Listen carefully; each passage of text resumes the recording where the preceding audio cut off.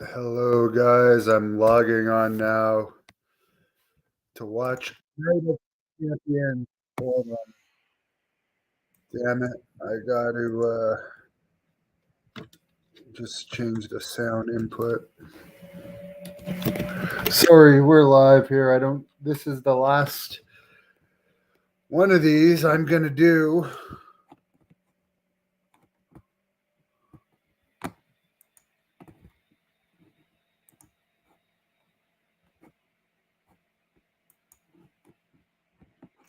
Let's try this again.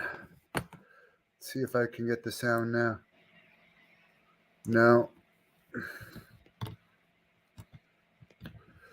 It's weird because it won't allow me to have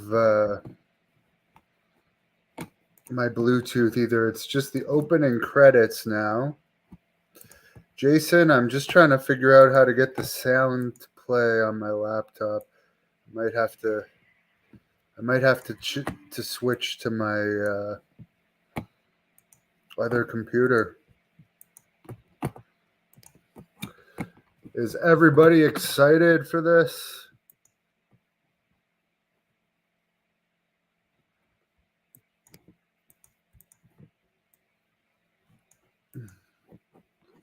Let's see here.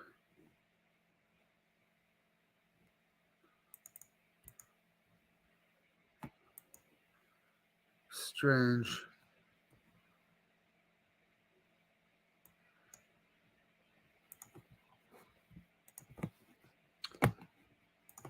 No, I don't have a clue. I'm not the most technical. I'm seeing Roman Reigns, who holds 2 titles. I'll be right back. I'm going to see if I can figure this out by doing the old shutdown restart. I'll be back.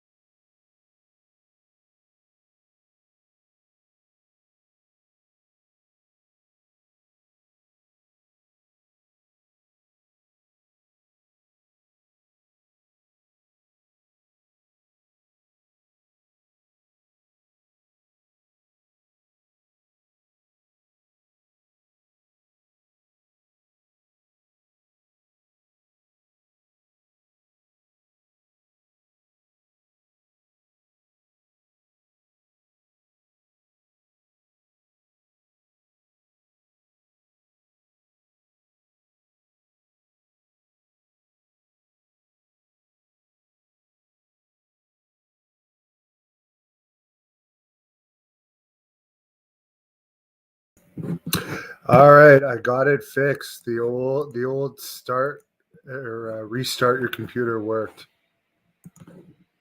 That's about the extent of my technical ability. So let's get. I hear that the first match might be this third world title match between AJ Styles and Seth Rollins. So let's see. I'm happy that this is an WWE pay-per-view.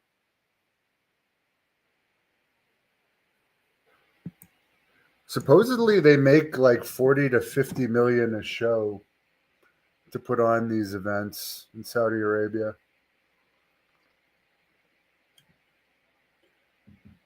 Such a beautiful day out today. What match are you guys most excited for? I'm most excited for the Brock Lesnar against Cody Rhodes match. I think they should have called the title the Middle East title or something, since I mean that doesn't have much for American fans, but they do have a lot of fans in the Middle East. There are a lot of wrestling fans in the Middle East. I know this from my own channel. They're showing the Middle Eastern announcers now as well. WWE, of course, making more revenue than ever. Interesting to see how things go when UFC takes over. Yes, okay, Meltzer was right. They are starting with AJ Styles, a man that I actually defeated 2 times in one night when he was IWGP champion of New Japan. He was the last really over New Japan Pro Wrestling champion before the company started to get less and less and less and less interest in it. So I'm hoping that he wins.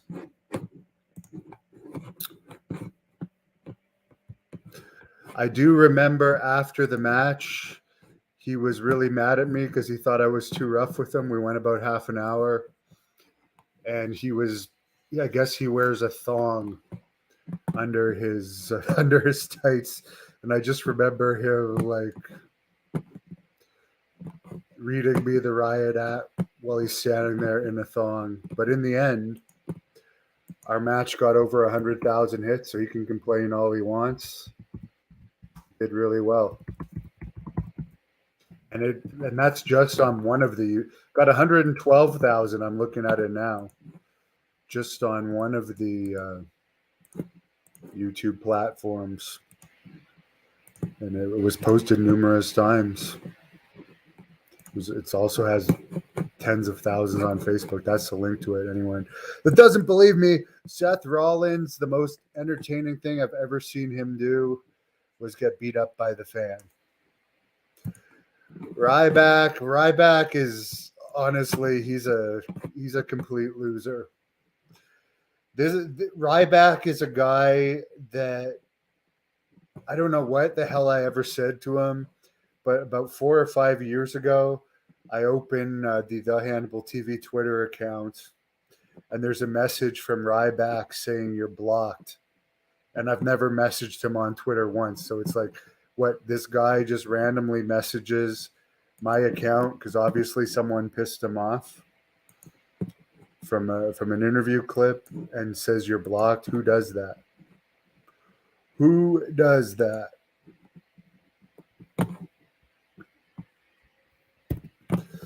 But yeah, Seth Rollins might be one of the most overrated wrestlers,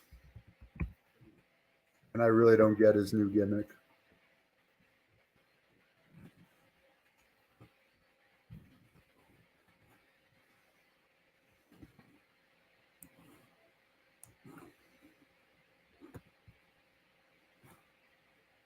Someone says this will be an instant classic.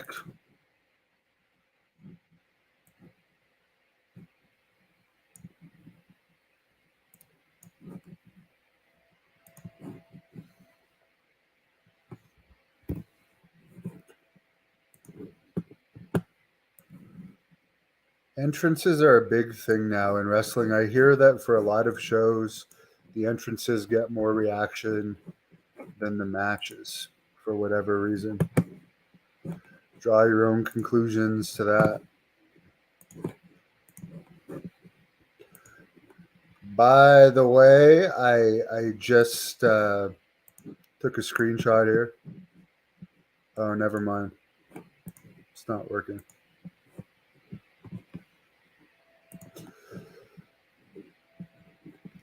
What an outfit Seth Rollins has. I wonder if that's real leopard. Yeah, there we go. 112,000 views of me beating AJ Styles.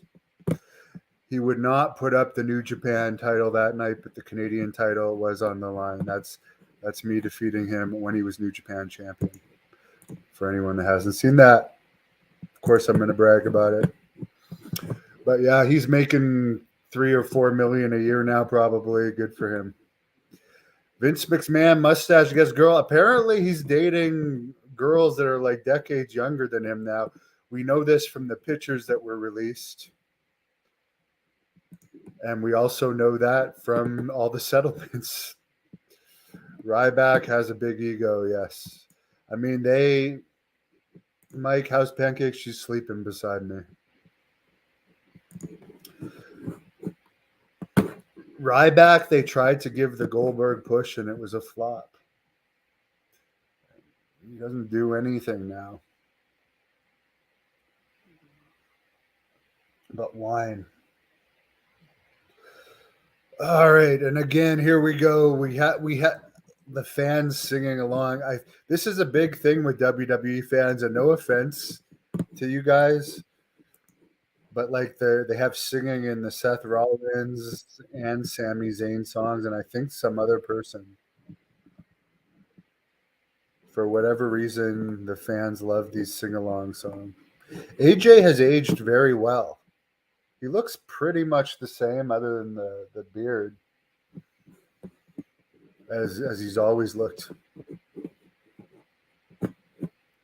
Impact Wrestling has just been. It was already. I think its highest point was around the time Hogan was there. AJ Styles was still there during that point, but whatever point, I think it was around 2014 when he was like more exclusive to New Japan when he was champion. 2014 onward, Impact has just taken a nosedive to the point now where it's less relevant than ever. I can't stand Seth Rollins either. I really can't. But I don't hold it against people that like him. Everyone has their own tastes. But I mean, I also like guys that are really tough. And ever since that little half-handicapped fan beat him up, I haven't had any respect for him.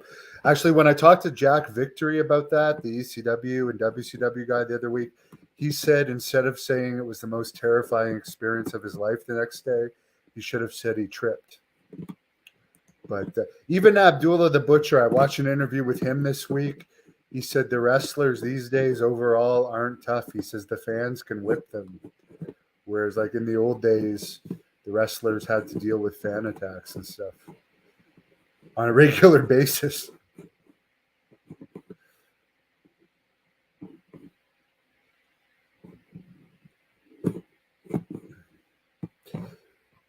The type of wrestlers I like are like the Warrior and Goldberg, where it's like all action. Fake technical wrestling and fake MMA stuff. If I want to see technical stuff, I'll watch MMA where I can actually learn. Not fake MMA. The sing-along. Well, the fans like the sing-alongs. I'm not into it. Both of these guys are multi-millionaires, so good for them. Seth Rollins rocking the nail polish. Married to Becky Lynch, another female wrestler that I do not find entertaining, and I seriously hope Trish Stratus wins. I cannot stand Becky Lynch.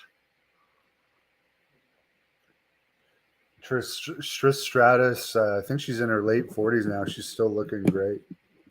Alundra Blaze did an interview with John Paz last week where she said the only reason Becky Lynch got her push was because she broke her nose or something in WWE and it got her a lot of attention. I wasn't watching at that time, so I don't really know what she's referring to. Alundra Blaze also said Charlotte Flair and Becky Lynch are the main women that WWE has pushed over the years. That did not look like it had any connection. I don't know.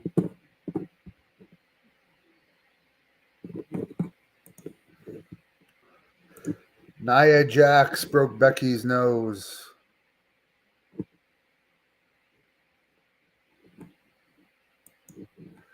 Ringspan's an Impact fan. I don't know. Whenever they made Tessa Blanchard the men's champion, I don't know. I will never forgive Scott D'Amore for that. Becky Lynch is average in the ring and obnoxious. She definitely has an attitude, and I do like Irish people. I have no issues with Sheamus. Maurice from Cheap Heat, another wrestling YouTube channel. I like him. I like Conor McGregor. But I am not a fan at all of Becky Lynch. Not a fan whatsoever.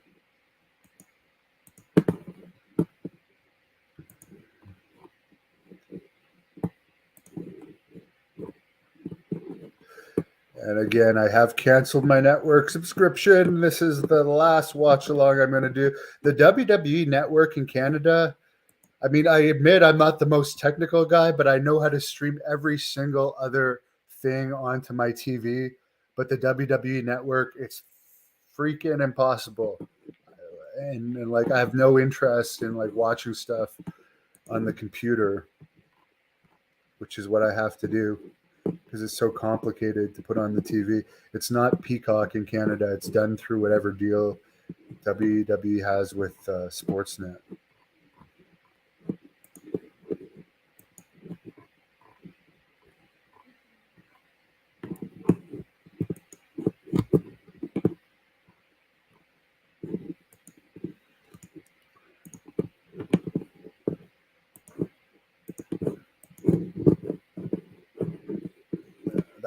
That was a good spot.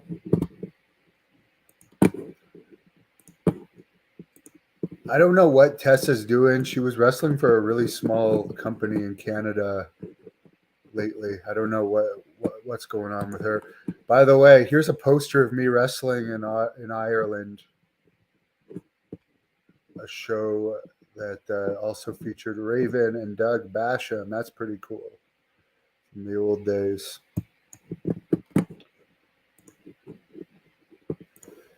Tessa Blanchard was a failed experiment, yes. PCO's in his 50s. Good guy, but he really is putting his health on the line for whatever he's getting paid these days. But Ringspan, good for you. I'm glad you're enjoying it. I'm glad you're enjoying it. As I said, I have no interest in giving it even a chance after the shit that they've done. And their ratings, half the time they don't even get a 0.01 rating. AJ pulling off some unique moves in this match. I gotta give respect to AJ. PCO is amazing for his age. I admit that. I've had a lot of matches with PCO. Many matches. And he's one of my best and toughest opponents. Abyss works for WWE now. Abyss is a backstage agent for WWE.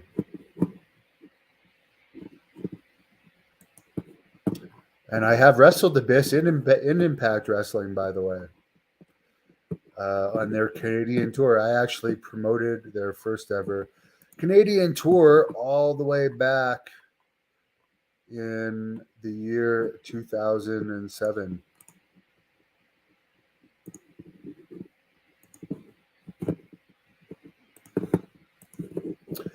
I also wrestled for them too, Ringspan, a bunch of times. most recently in 2017. That's me giving some guy a boot to the face. Notice I'm not slapping my leg. I'm not into the leg slaps. AJ Styles in control. AJ's looking good. Looks like he might be taking testosterone replacement therapy. That's just a guess. I'm not saying he is or he isn't. I just know WWE allows it. And he's got those round shoulders going.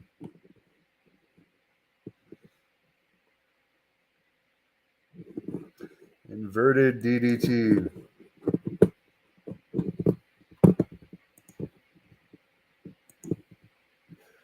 Someone does not like Irish whip wrestling. I really don't know the status of Irish whip wrestling these days.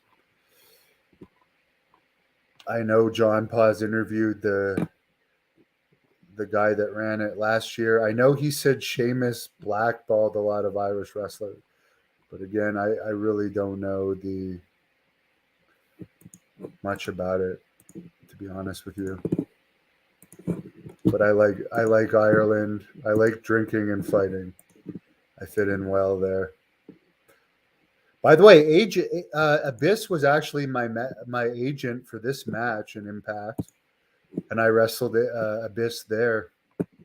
That's 2007 on an event I promoted.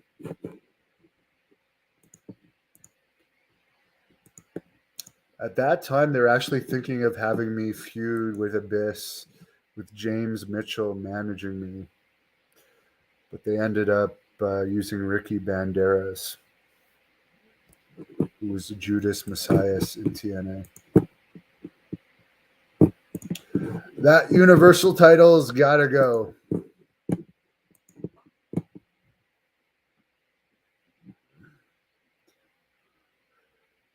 Not as good as Jimmy Snuka there for that Superfly move by Rollins. Nice arena. I will admit that. The arena looks great.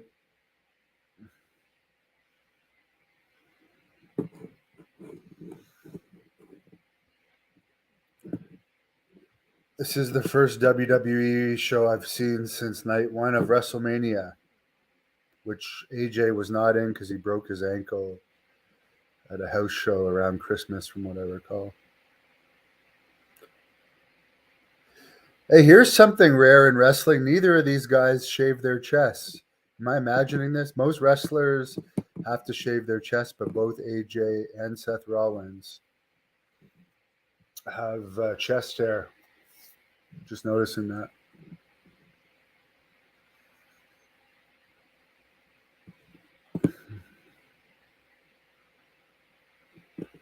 I wonder how much tickets are for Saudi Arabia. One of the richest places on earth, I guess, for all the oil. Not many women in the crowd. Not many women in the crowd.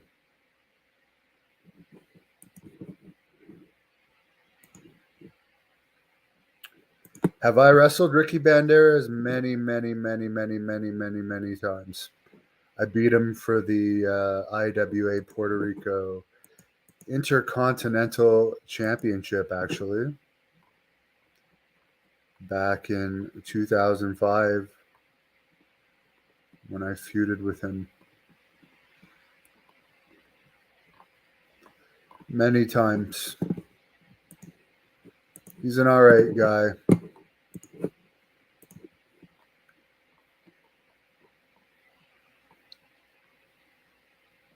One thing I have to say I did not like about Ricky Banderas is when I did my interview with him, he delayed it like 6 times. And it's like when I do interviews with people, I plan my day around it. And like he just, at one point when I finally did it, I literally waited around 4.5, 5 hours to get it done. And it's like, man, I'm only doing this interview with you because there were, due to COVID, a GNW event where I was supposed to wrestle him on got canceled, so I gave him his GNW payoff for just doing an interview. He didn't actually have to fly to from Mexico to Ottawa to do the match, and then he keeps delaying it. And it's like you've just cut yourself out from ever working for me. Ian, the next event is the Smith Falls Great North Wrestling event coming up July 15th, which, by the way, apparently Netflix is doing a reality show on Ted Hart where the producer of Tiger King is actually making this documentary on him. So Netflix is actually coming to take footage at this July 15th Great North Wrestling event, and they're actually there to take footage of me and Jack Kilby too.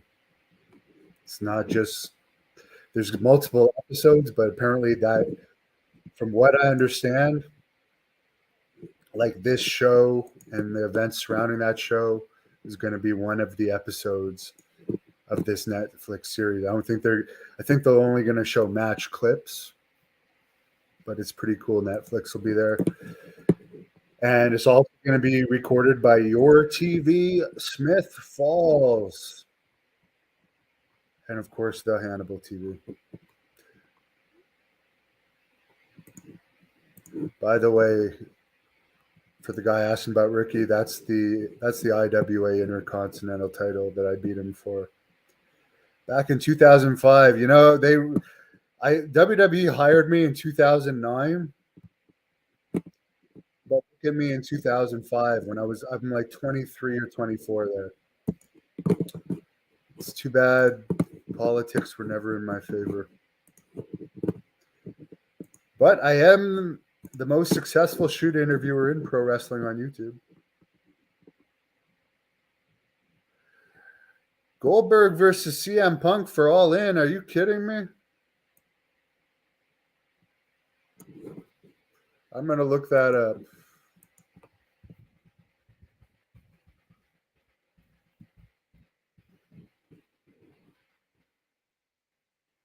You're teasing me. I wish they would do that.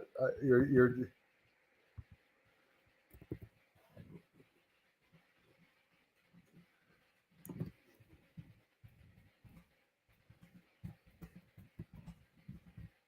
It's funny. I'm more interested in Goldberg possibly returning than this world title match. Hey, oh man, you got me. No, you didn't get me, but there's some good spots in this match. AJ Styles definitely. He might not be one of the biggest draws of all time, but he was a decent draw, and definitely one of the greatest wrestlers. I will give AJ Styles his due.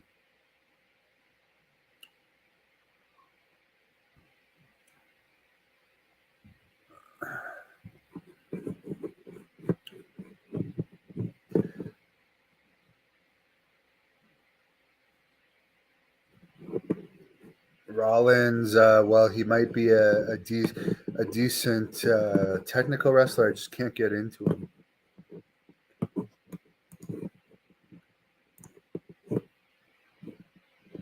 Goldberg cut his head open. Yes, I saw that. It's been a slow news read. Goldberg falls off a tractor. I think my news clip on that from YouTube alone got 3,000 hits, and like the Facebook one got even more.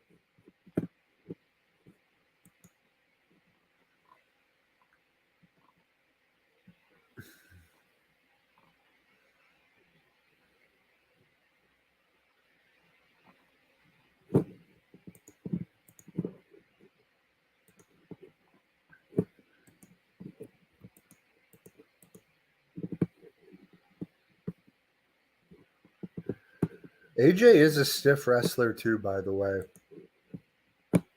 I remember like he does Superman punches too, and I remember like seeing stars on one of his punches. Why am I wrestling no more? Because I do better as a reporter, and I'm blackballed from wrestling. There's no use wasting my time. I've actually made more money as a wrestling journalist than I ever did as a wrestler. / promoter / video editor.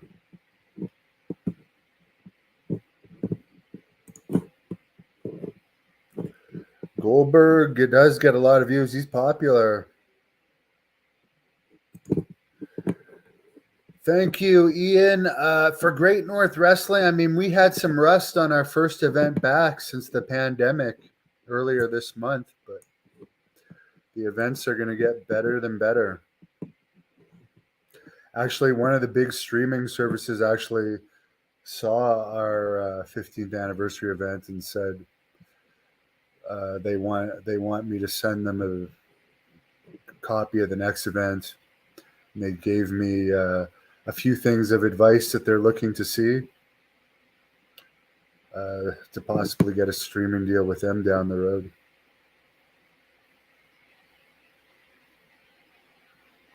I wonder how much these guys get paid. If WWE gets $40 million for this show, I wonder what the bonuses are for the wrestlers. He totally missed him there on that leg slap super kick, and WWE did a very good camera cut. I bet you there's like a 5 to 10 second delay at least on this, so they can cut out the stuff that doesn't connect.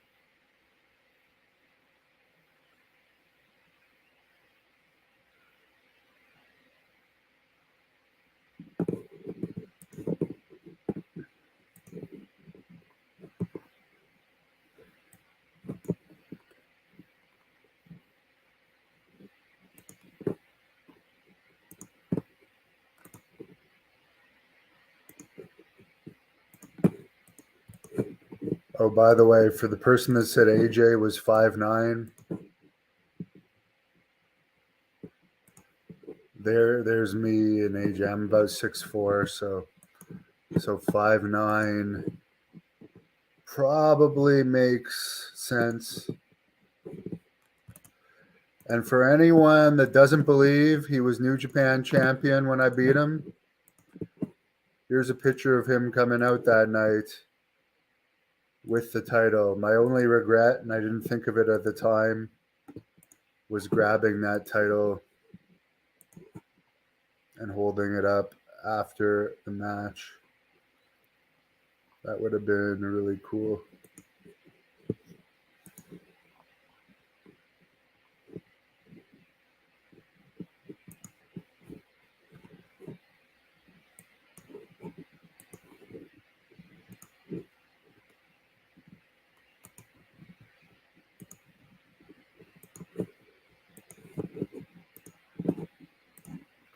And by the way, I'm also a better brawler than AJ Styles. I beat him up in the crowd. Anyways, sorry to digress. I gotta find time to put myself over. Ian, you're 6 years cancer free. Congratulations. Bobo, it was a best 2 out of 3, and I beat him 2 times out of the 3. He did get a pin on me. Good day, says Randy Orton mentioned there's a 6-second delay. I would believe that. Randy Orton's back injury is apparently pretty serious. I'd expect him to be out a while longer. But I heard Meltzer say that Orton has made like $3 and $4 million a year now for like decades. So. Boo, boo, boo.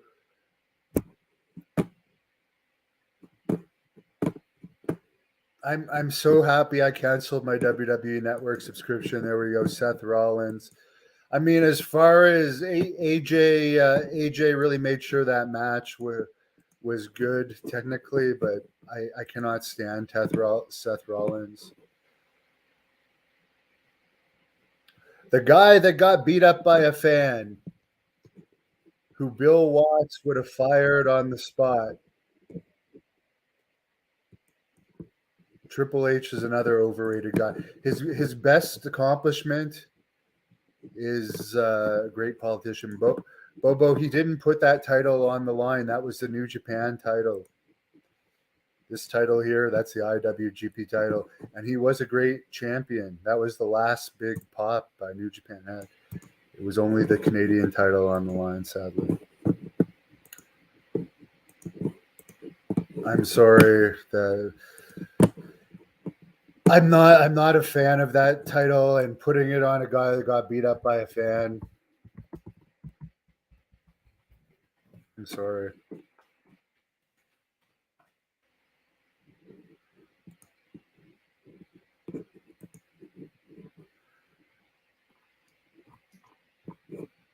You want to know something funny too? I actually I won't even say it. I'll kayfabe this.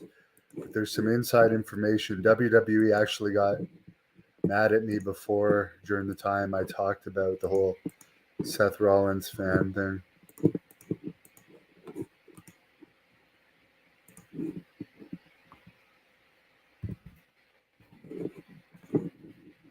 Which, by the way, for anyone that hasn't seen it, look at that fat fan with his pants falling down, taking Seth Rollins down. The world champion. He was quoted as saying that was the most terrifying moment of his life.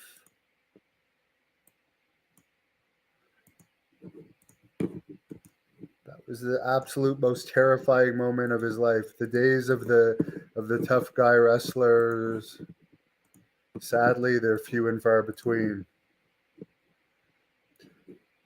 And by the way, I was a bouncer from 2001 to 2018. I've been attacked a hell of a lot. Look at that plumber's butt. That guy getting the takedown on Rollins has. Look at the referee getting in there to save him. Sad, sad, sad.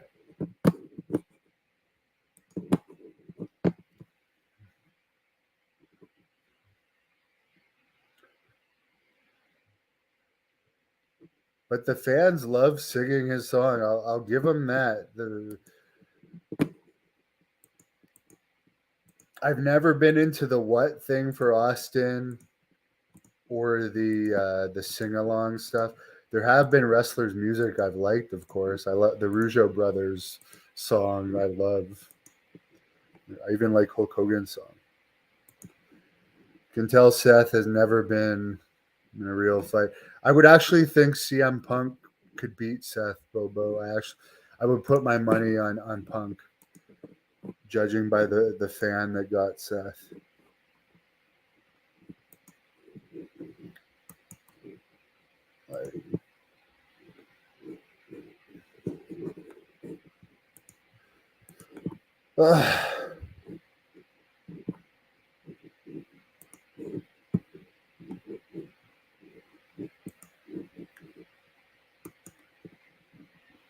Oh, here's a funny picture. Here's a funny picture. Sorry, guys. It's an advertisement. Look at this. Seth grabbing at the balls while the referee. Look at this. Like the referees and security are clearly saving him here from that fan who's losing his pants. Seth's trying to grab a handful of cock there. Your world champion, Seth Rollins. Your world heavyweight champion.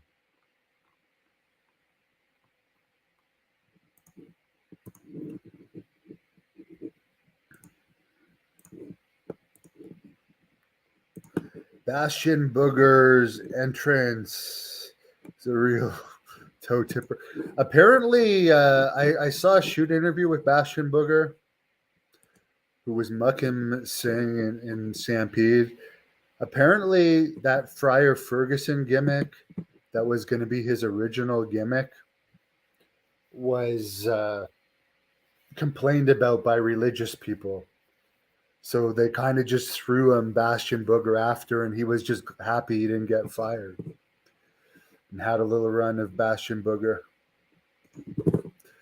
Betrayed Ronda Rousey. Like she's tough. Ronda Rousey. I don't think overall she's been that successful in WWE. She's had her push, but like She's clearly just collecting a paycheck in WWE. Looks like it's going to be Trish next. But I don't think Ronda Rousey is nearly as big of a star as she used to be.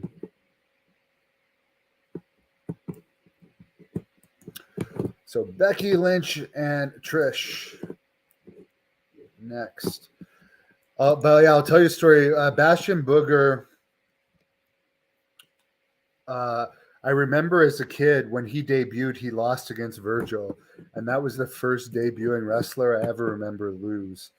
So I remember thinking, man, this guy doesn't have a chance.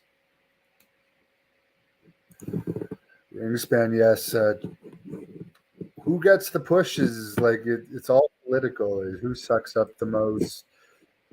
I recently did an interview with Carly Perez, who started with Roman Reigns, and from the time he was in FCW, according to her, they had earmarked him as like the next guy. So, and he's done it. Like you could still screw it up, even if they give you the biggest push in the world. But like, there's certain people that just are the chosen ones. I heard the thing with Chad Gable, who is a great amateur wrestler, supposedly, and so is Otis, supposedly. Is that he's too short? That was the thing with Chad Gable.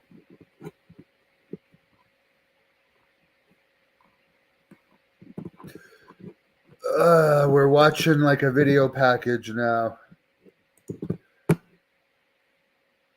Yes, Booger did beat him in a rematch. Oh yeah, the story I was going to tell about Booger.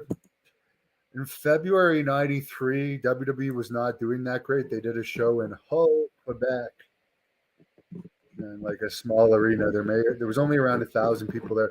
I forget who Booger was wrestling, but I remember he went out of the ring at one point, and I went to run and slap him because I was like in grade 2 at the time. You know, you always want to touch the wrestlers on the back.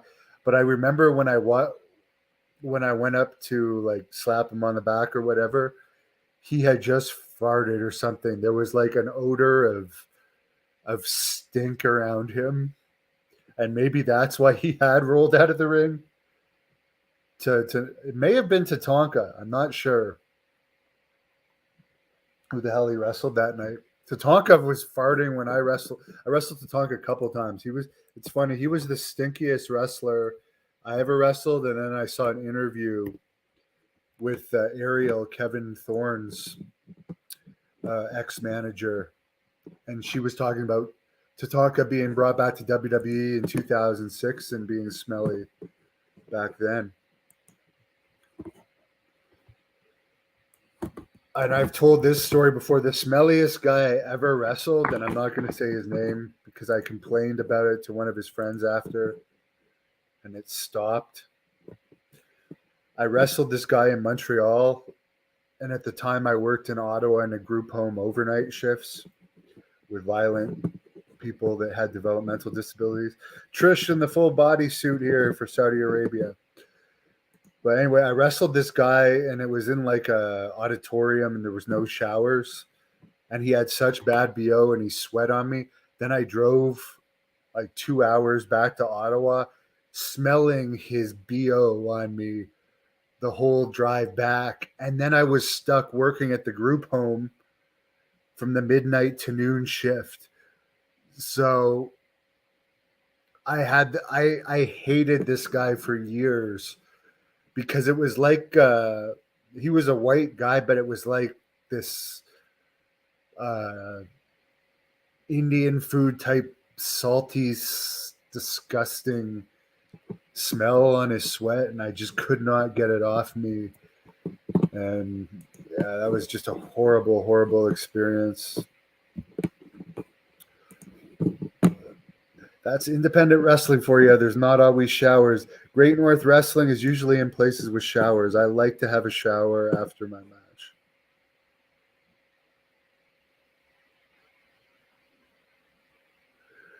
I never went to OVW. It was FCW.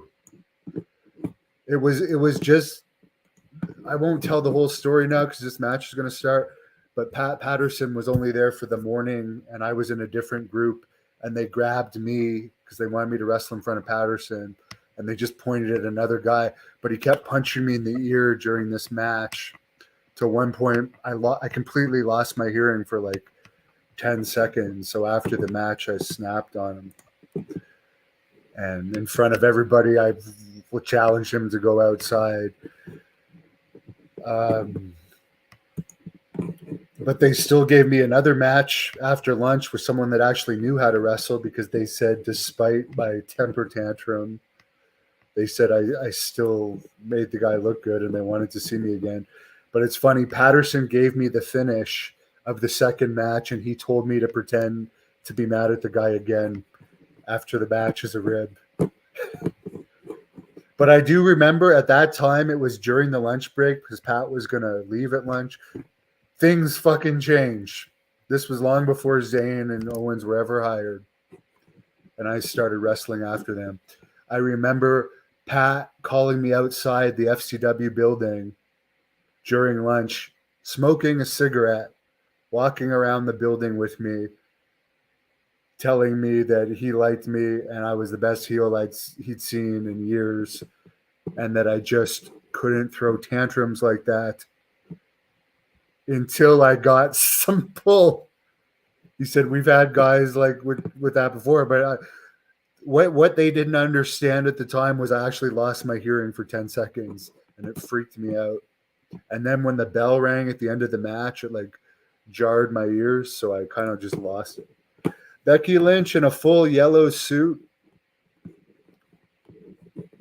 orange hair. Trish Stratus, pink and black suit. Who's looking better? Stratus. Meltzer's prediction for this match was Stratus. Meltzer's prediction for the first match was Rollins.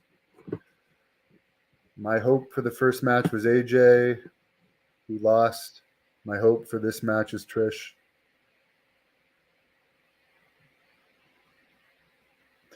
Does WWE, and I know you're on here, does WWE even go to Ireland? They've got Sheamus and Becky, and I can't remember them doing any big shows in Ireland.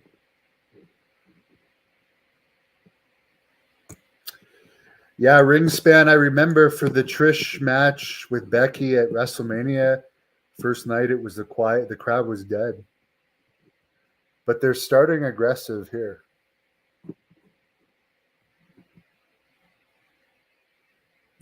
Piper's snoring beside me.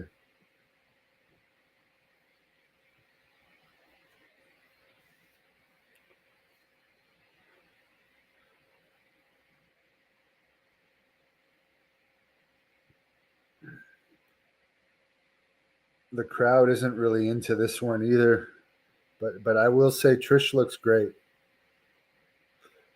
I have nothing but respect for Trish. Nice boots too. I'll show you guys a picture of Piper since I don't want to wake her. Take a picture. Oh, she's looking up at me.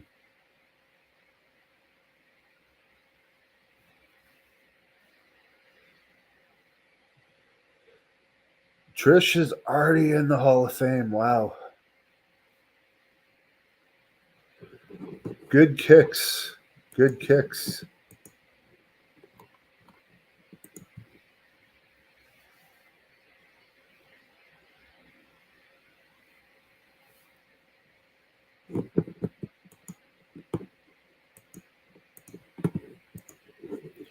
I think the issue is maybe Becky would have been the better heel.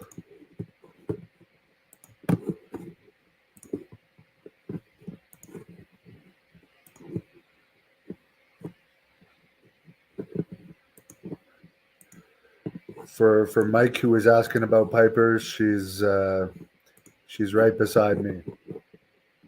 That's her right now. I just don't want to pick her up.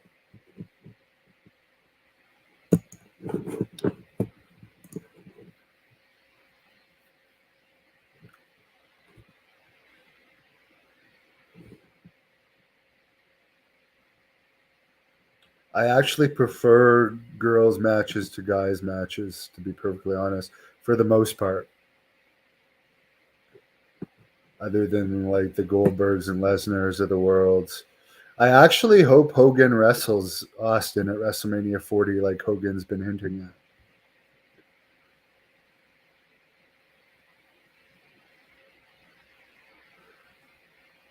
Trish is going really hard in this match too, which I like to see. So far better than so far better than Seth Rollins' match.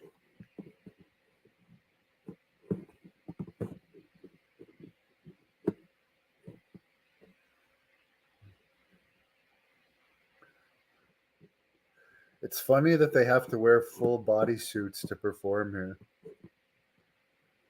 I mean, it still shows the curves and everything.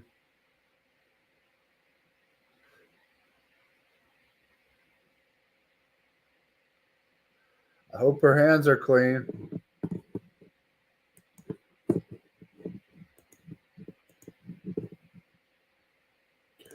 Would I ever get a cat, Mike? No. How old is Piper? She's 11 and a half years young. She's doing really good despite having a heart valve issue. We're doing everything we can to make sure she remains healthy. I agree. Ringspan will never get the match if Austin doesn't happen with Hogan at the next Mania. Ian was drunk the last time SmackDown came to Ireland in 2006. Mop Shop, yeah, Trish looks great. I think I don't know all of them, but like Trish, I think is the best woman wrestler they have on the roster. Charlotte Flair has a like I mean, just from a physique standpoint, you can't even compare Charlotte's physique to Trish's.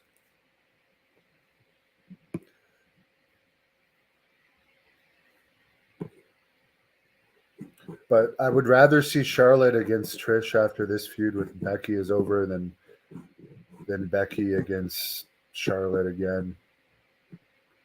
And I don't even know if they're on the same brand or if they keep people from brands or not. But I like Trish's chops and hits in this match. She's been very physical.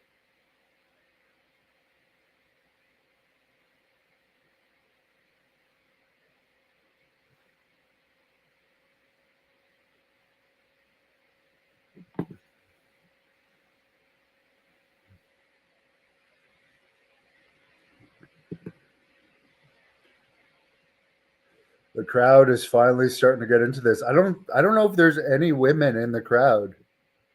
You guys tell me. I would say that there's less than 1% women if there is any. I'm looking at all the faces I can see in the crowd. I don't see any women. I don't know if that's because women are banned. Let's take a look. Are women allowed to attend sports events in Saudi?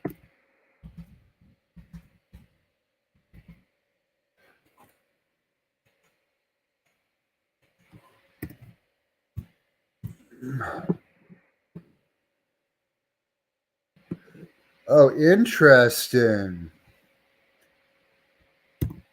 Because this must explain it because and I'll put this answer up for you guys.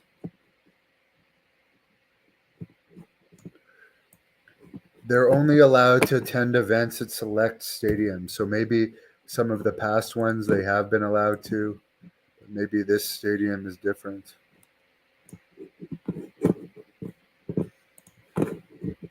That could explain why there doesn't appear to be any women in the crowd.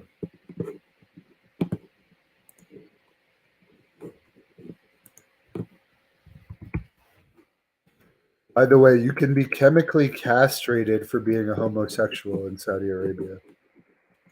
I know why I know why they go there for the money, and bringing wrestling there is apparently part of the whitewashing thing. But you're not going to see Darren Young appear in Saudi Arabia. There's the answer. Women in Saudi Arabia can attend sporting events at select stadiums. 3 stadiums have been equipped to make the change. So, in only 3 stadiums in Saudi Arabia are women allowed.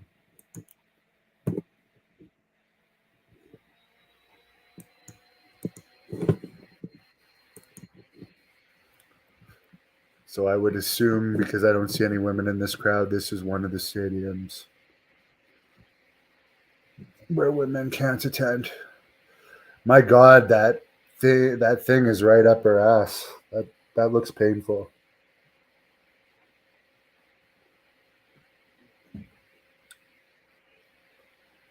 This is very, very sloppy. That was very, very, very, very sloppy. That was the weakest looking Hurricane I've ever seen.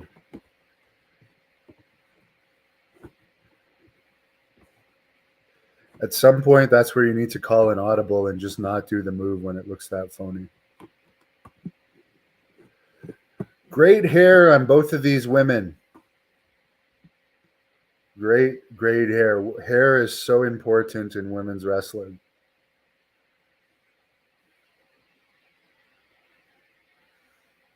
The hardest part of working for WWE would have to be to memorize these matches.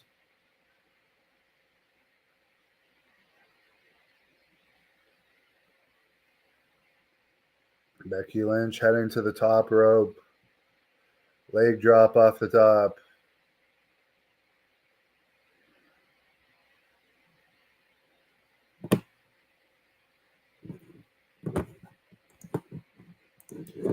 Trish Stratus is a better wrestler than Becky. I agree.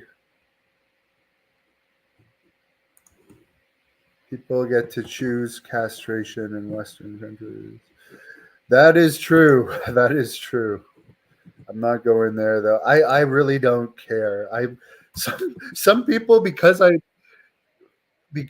like post various interviews, think that I am political. I am the least political person.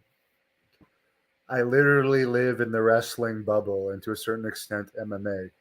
I don't watch really other sports.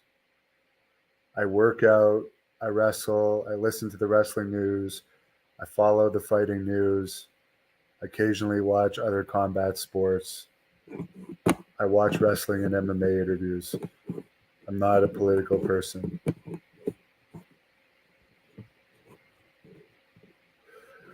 The Boston Crab, made famous by Rick Martel, but this is a really, really weak looking Boston Crab. What I want to know is, does WWE pay? They must pay for these outfits.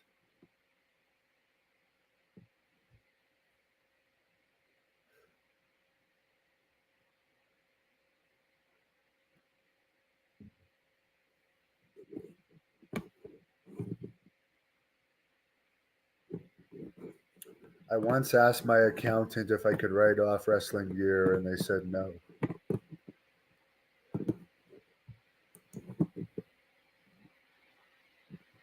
Calling in the ring is lost art. I do not like having to memorize stuff. I really don't. For WWE money, I would. That is the one thing I will give Impact Wrestling. I don't know how it is now, but all the times I wrestled for Impact, they just gave us the finish and they gave us certain rules that we couldn't do in the match. But they never like choreographed a match.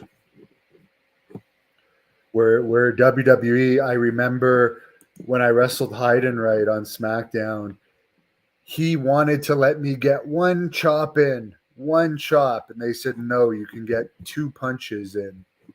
You're not allowed to chop. Mike D loves Rick Martel. Bruce Hart used to say a story about Rick Martel and Roddy Piper were lovers. back when they worked the Atlantic territory. Now that's Bruce Hart telling us that story in the dungeon. I'm not saying that's true by any stretch of the imagination. Submission maneuver here, hair pulling.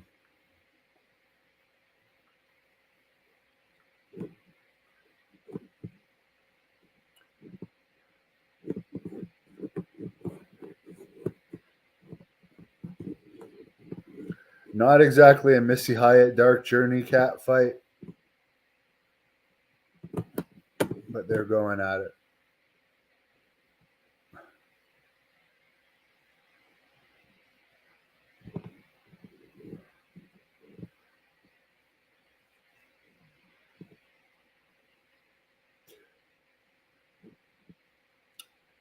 Now, I'm not saying at any point that Becky Lynch is a bad wrestler. By the way, she's doing a good job in every match I've seen of her.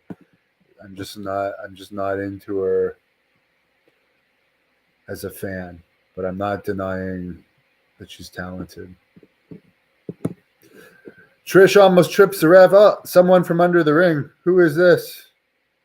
Oh, Zoe Starks. I've interviewed her, by the way. Looks like she's getting the call up. She's married to Rick Bassman's friend.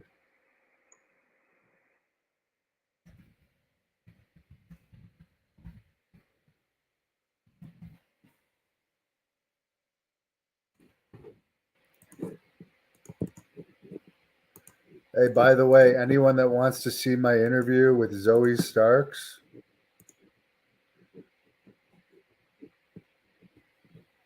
I just posted it there. I've interviewed Zoe Starks. Mrs. Becky looks extra skinny. Yeah, I mean, I don't say she's ugly or anything, but she's just not my taste in wrestler. But I definitely am more of a guy that likes curves on a woman.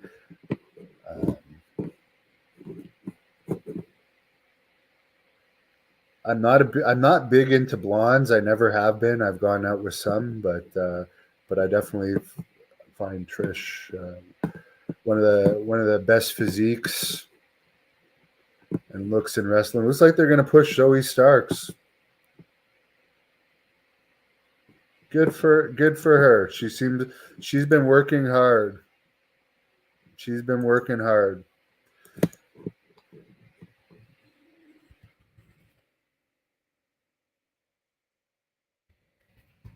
And I can't remember her boyfriend's name for the life of me, but he was in Pride, and he's one of Rick Bassman's best friends. He was one of the trainers at UPW.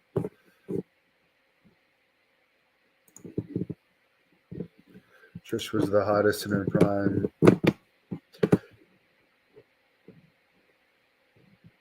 They're doing an NXT ad for tonight's NXT. There's nothing that can make me want to watch that NXT. The only reason I watched the one was to see Breaker against Jinder Mahal, who I know. But I'll wait until Breaker gets called up. After that, Rick Steiner heat goes away.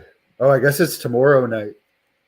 Tomorrow night is the pay-per-view of NXT.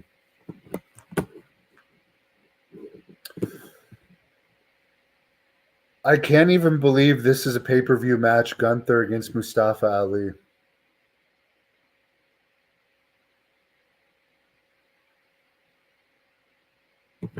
I can't even believe this. Mustafa Ali has no chance. There you go. Thanks for the info.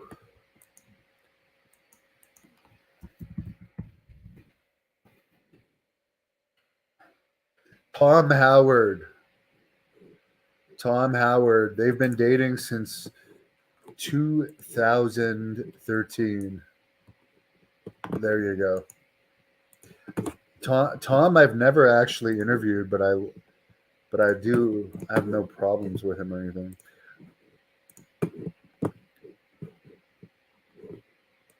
But yeah, Tom Howard, he was involved in a bunch of pride fights that Rick Bassman got him booked in. That he did not do too well in, but he got good paydays.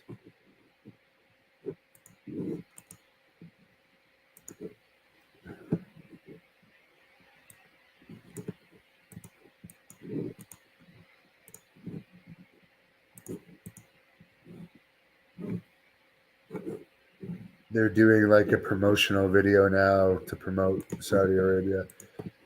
Yeah.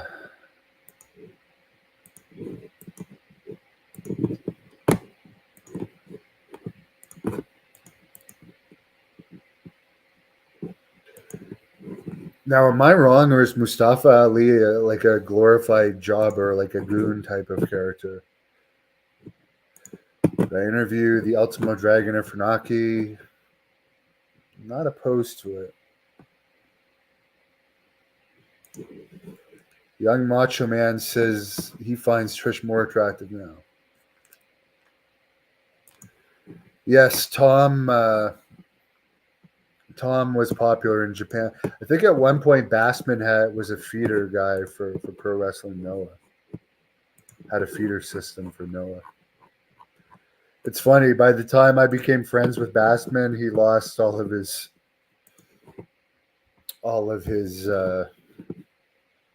connections, although I do think he's still on good. He probably helped Zoe get her job if Tom was involved. I wouldn't have a doubt of that if they were dating prior to that, because he still talks to WWE.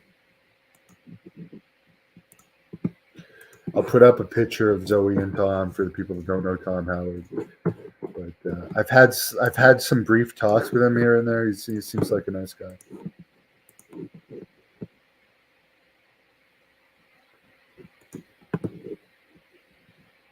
Oh, Young Macho Man corrects me that she's not more attractive, but her wrestling is better. Well, you improve as you learn more about wrestling. And also they practice matches more. That's Tom Howard and Zoe Starks. And again, I posted the clip of my interview with Zoe Starks, which she had terrible Wi-Fi, so hopefully she can afford better Wi-Fi now.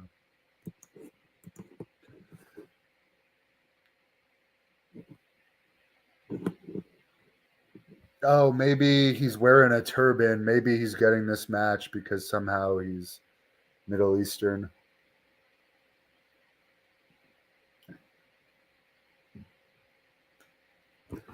Gunther went from being fat to anorexically looking skinny. His legs are the size of toothpicks.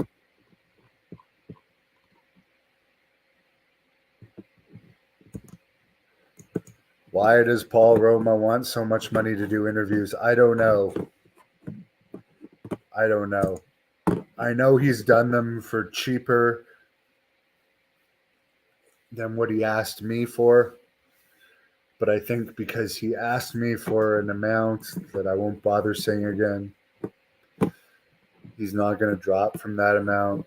But at this point, I'd rather just ask Mario Mancini the Paul Roma questions.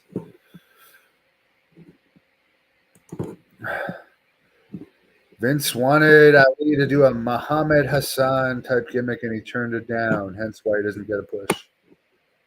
Well, that's just rumor, but I think with anybody, I don't know what happened to Xenia. I really don't. With all the crap happening right now with Russia and Ukraine, maybe she got caught up in that. I actually forgot about her.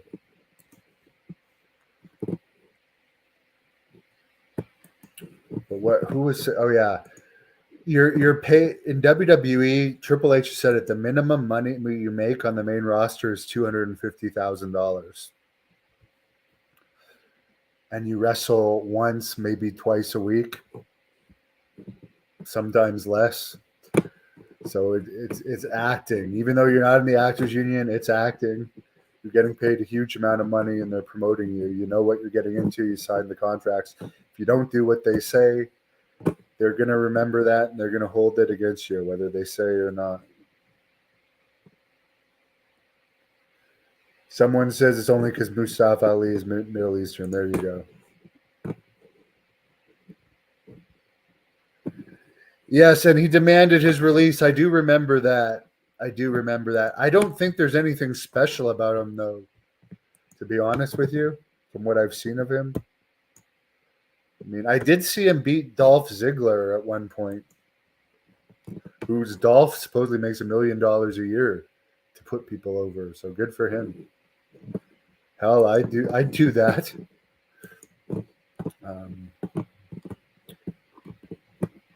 People actually don't know this about me, but I'm very good at making people look good in wrestling because I take big bumps and I'm good at absorbing punishment. But there's a lot of people that don't like me and they only spread bad stuff about me. But Gunther, he's just too skinny now. But supposedly he's 35. A lot of people think that he's younger. He's 35.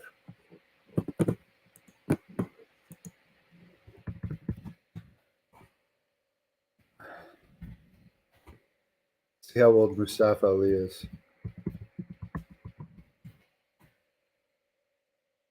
He is 37. Holy crap. Can I get a Tiger Ali Singh interview? I have contacted him and he did not respond. Vince Russo talked about him yesterday and said the reason why he never got a push was because there was a money issue. His dad wanted him to make more money.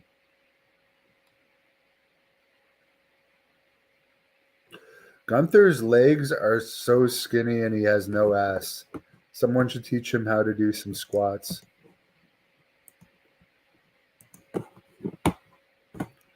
I'm sorry, but Blood Hunter would just double leg this guy and ground and pound him and completely destroy him.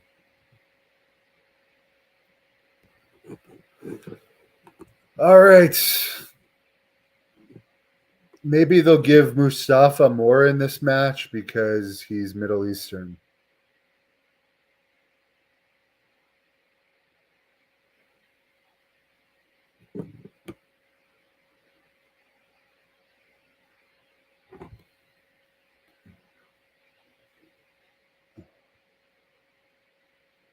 This looks very choreographed.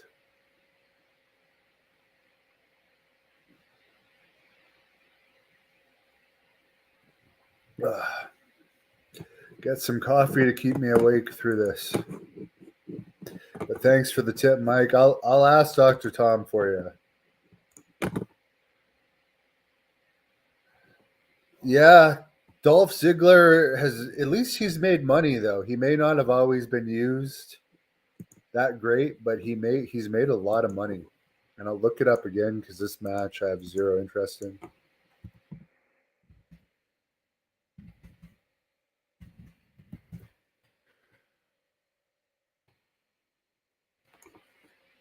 Let's see what Dolph Ziggler makes. What does Dolph Ziggler make? He was born, he's 43. He makes 1.5 million. According to Sportskeeda, Dolph Ziggler makes 1.5 million. And I heard a story, he's another one that supposedly had sex with Sonny. Apparently he drove, according to Sonny, he drove 6 hours to have sex with Sonny, which is, and this was long after she was attractive.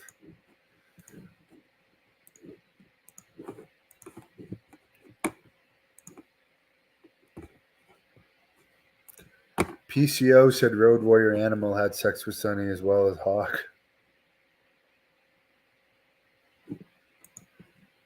And yeah, by the way, this is how much Zolf. This is straight from Sportskeeda. I'll say what you want about Zolf. Dolph, I would take 1.5 million a year to live in Phoenix, my favorite city in the United States.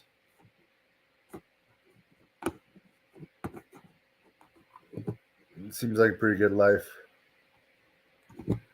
Supposedly, what Hogan and Flair did do a Saudi show, and that is what settled the Flair lawsuit regarding Becky Lynch. I'll look it up for you guys.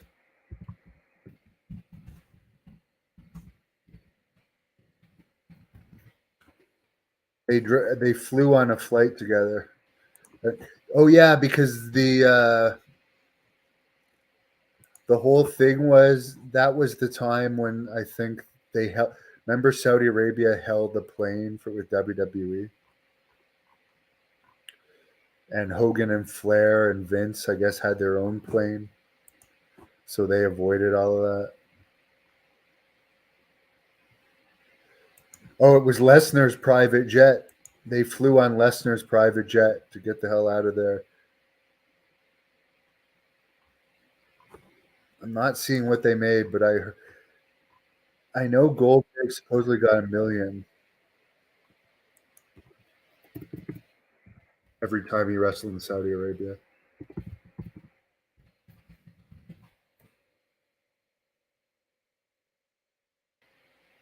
This was in 2019, the Crown Jewel pay-per-view.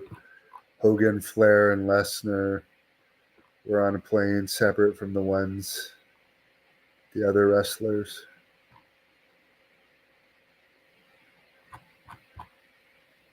There's no pay listed. I would guess it would have been in the millions.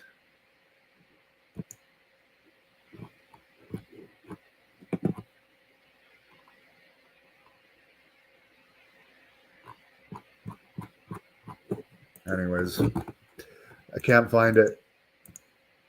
Let's look up what Mustafa Ali makes. The guy that wants his release.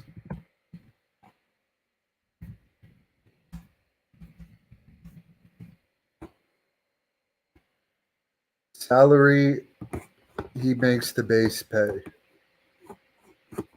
He makes the base 250 grand pay.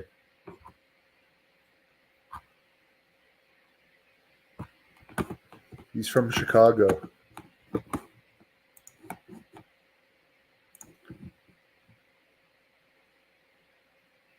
Yeah, that's just gross. Because we used Suddy in Great North Wrestling around 2008, which was before her Hall of Fame induction. She was fucking Johnny Devine around that time too from Impact. I remember her mentioning that, and I remember even though Beefcake has denied it since, we were using him on that trip. He said he had sex with her.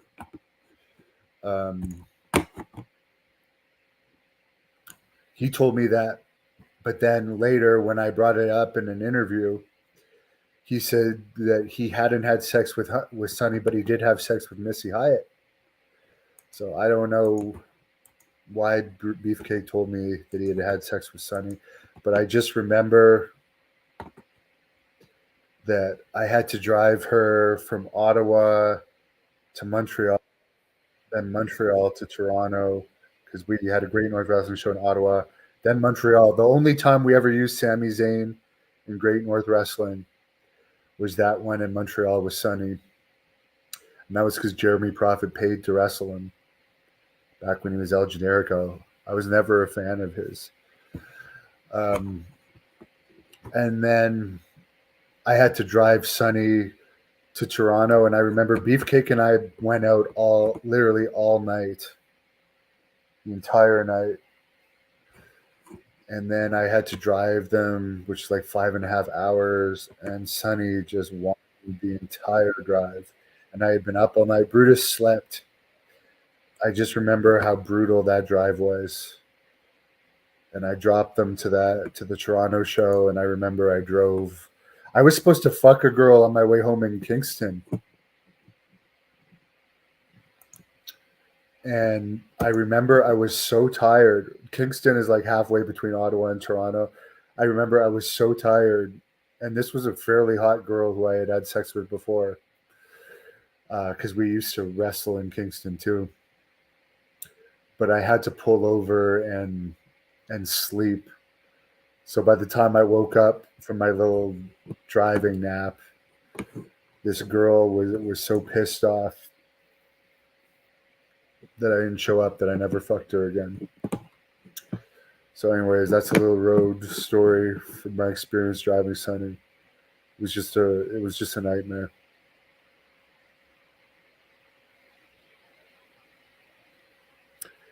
There we go. Gunther wins. Surprise, surprise. I have no issues with him as a wrestler. I just think he needs to work legs more. I can't take him seriously with his twig legs. Or cover him up like Rick Rude did. I don't have any respect for any of these wrestlers. Like, so many of them get paid from training now. So they're getting like $1,000 a week just to train. And then they do nothing but whine. The most I ever made regular as a wrestler was $500 a week in Puerto Rico. So I have no sympathy for these people. And that was to wrestle 4 times a week. Sometimes you get fucked over on the pay. So I got no sympathy for these people. The most I ever made in one night was $400 from WWE. Canadian.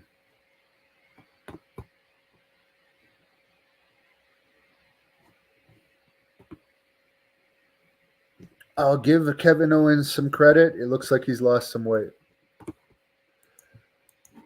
Doesn't make him any less of a backstabber or politician, but it looks like he's lost some weight. It's an upper body business, yes. But if you don't have the lower body and you have no ass like Gunther, hide it somehow. So it's not noticeable. But again, who am I to say anything? Mind you, I've never been in WWE or any of that, and I do have 360,000 subscribers and 220 million views. And I am probably the most, well, without doubt, the most famous wrestler in Canada that's never been under a WWE contract. Yes, that's not even a matchup, Adoring Fan.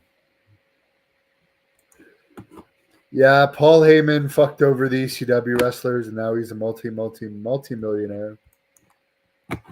That's for sure. And again, those guys, like, I have the passion for wrestling. I do it whether it's money or not. I love wrestling.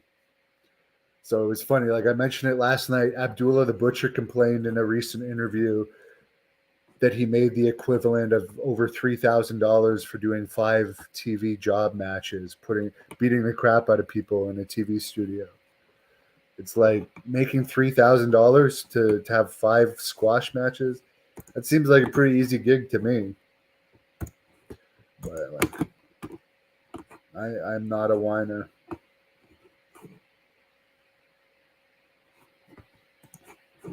And I've never even been I've had a hell of a lot of injuries, and I've never even wrestled anywhere where there's been doctors backstage after I've had a serious injury. So I don't have sympathy for these people. What was Savio Vega like? LA Knight, who I've interviewed. It's in the crowd. Savio and I always got along. He wasn't like, it was Victor Quinones that was the boss. Then the bookers were Savio Vega, Miguel Perez, Luke Williams, and Invader.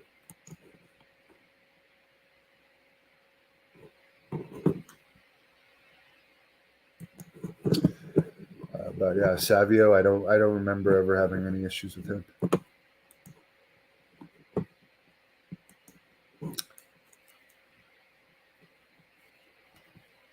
I do remember even when I switched to WWC Puerto Rico, when IWA was still competition with them. I saw Savio at a Chili's, and he was even friendly with me then. Asuka versus Bianca Belair. Oh my god, now it's starting to get boring. Yes, actually, Invader also works in Florida. Invader a little known fact is he's done a lot of matches in Florida and appearances in Florida. The one thing I'll say about Savio Vega, there's like an interview of him saying there was never any wrestling again at the stadium where Brody was killed. There was. I wrestled there many times. I wrestled James Storm there. I wrestled Black Pain there, who ended up being Sweet Papi Sanchez in WWE. He does exaggerate some things, but Savio overall is a good guy. There was never any pay issues in IWA, and they also paid for my apartment there, where I live with Flash Flanagan, who was known as Slash Venom, and he had 9 girlfriends that he was juggling. Good thing about it was some of them cleaned the place, but I was there before him, so I had like a big room with a bathroom in it, so I rarely came out. And he had a problem with somas at the time, so he was often fucked up on somas, so he just slept for hours and hours and hours, because you could just go to the pharmacy and get somas. Bison Smith, who was a soma user too, and a cocaine user, actually ended up dying, I believe, from mixing somas and cocaine. But I remember he was in IWA one night for a while, and sometimes he would stay at the apartment too, and he'd just be fucked up on somas the whole time when he wasn't wrestling. So I wasn't surprised to hear he died. Yeah, the guy, and then there's Ric Flair, who was not there the night that Brody died. There's a video on the internet of him doing a RF video shoot interview, saying that he was there when Brody died, the night that Brody died. It's quite funny.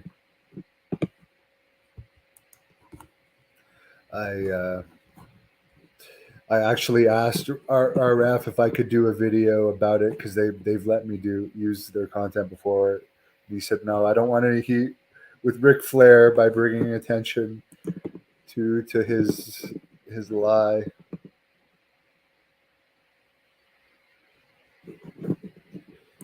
There's too much advertising. I'm like falling asleep here. But yeah, it was impressive that Slash would actually schedule his various girlfriends, and none of them knew about it. It's funny, at one point before he moved in with me, David Flair was living with him. And here's a funny story. He was, at one point, Slash was fucking this guy's wife and his daughter. And the wife and daughter did not know that he was fucking both of them. And I think the guy was a cop or something. And the daughter just thought he was friends with the wife because the wife was married to the husband. And the wife didn't realize he was fucking the daughter. And then I guess when they were living together, because with somas, you'll just like pass out. I guess one day he passed out and he had like dropped a thing of ketchup. And then when David Flair came back to the apartment, there was a puddle of red liquid, and Slash passed out, and he thought it was the husband had come to kill him for banging the wife and the daughter, but it turned out it was just overdosing on somas and dropping ketchup. But I loved Puerto Rico, man. The only time I actually had to really leave was Carlos Colon just never being honest about pay towards the end, and he owed so much. It was like, I'm never going to make this. He's never going to catch up. And as much as I love it, I can't just keep dealing with this guy's lies, because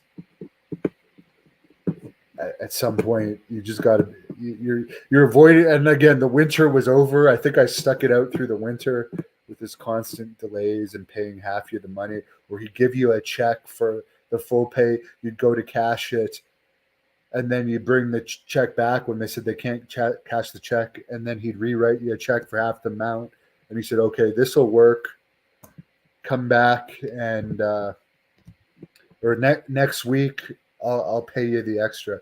Then he just never does. So I eventually had enough of dealing with that. I think my last match in Puerto Rico was with Eptico. The kid, in my experience with all Carlos's kids, though, they were all pretty good. No, you can't blame family members for how parents act.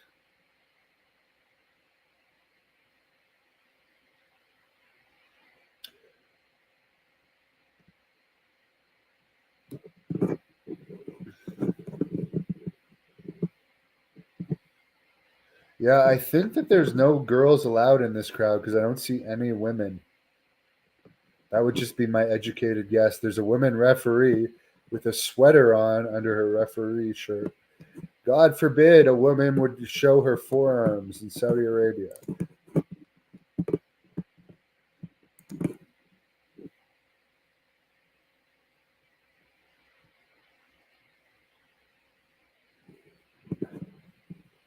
Yeah, I think WWC right now is at its all-time low. A lot of people say the whole Brody stabbing was over money because Bruiser was mad that they owed money. Oh, Mop Shop saw some women in the crowd. There you go. Thank you. I do wear glasses. This gimmick of swinging her hair, I've seen her wrestle here and there for about 2 years now, and I don't know, it's played out for me.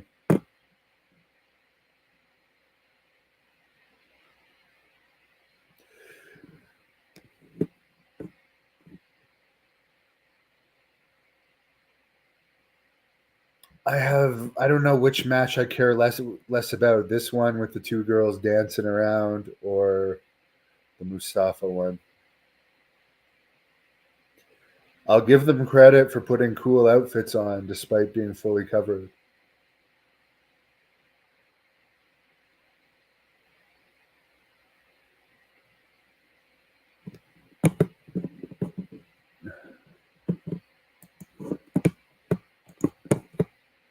Someone says Ron Garvin said he has no respect for Eddie Graham.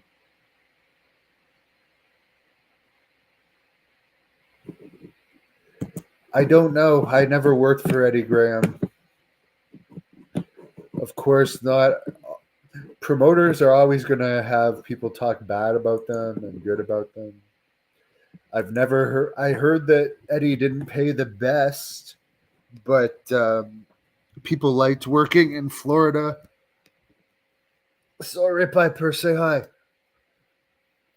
I just woke her up when I moved. People liked working in Florida because the rats were really good. The groupies were really good, and the weather was great. The pay, it wasn't necessarily the highest paying territory, but yeah, I never worked it, so I really couldn't tell you. I know it seems like all these people that have tried to restart Florida Championship Wrestling, it hasn't worked out too well for them. Oh my God.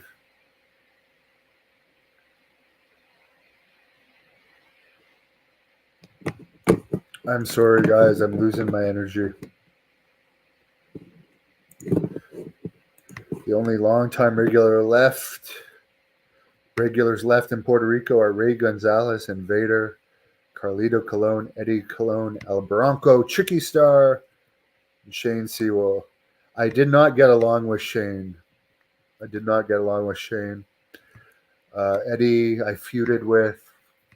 We were friends.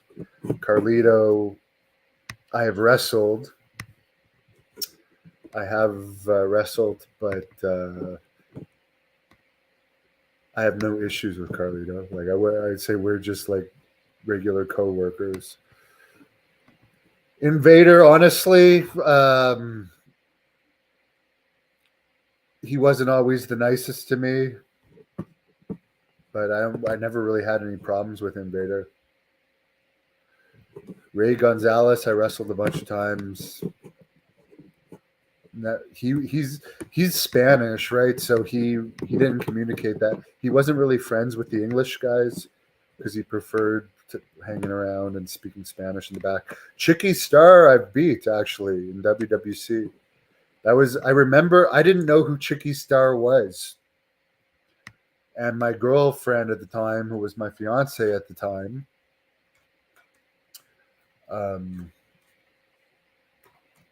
who I loved a lot. I just remember she knew who Chicky Star was, and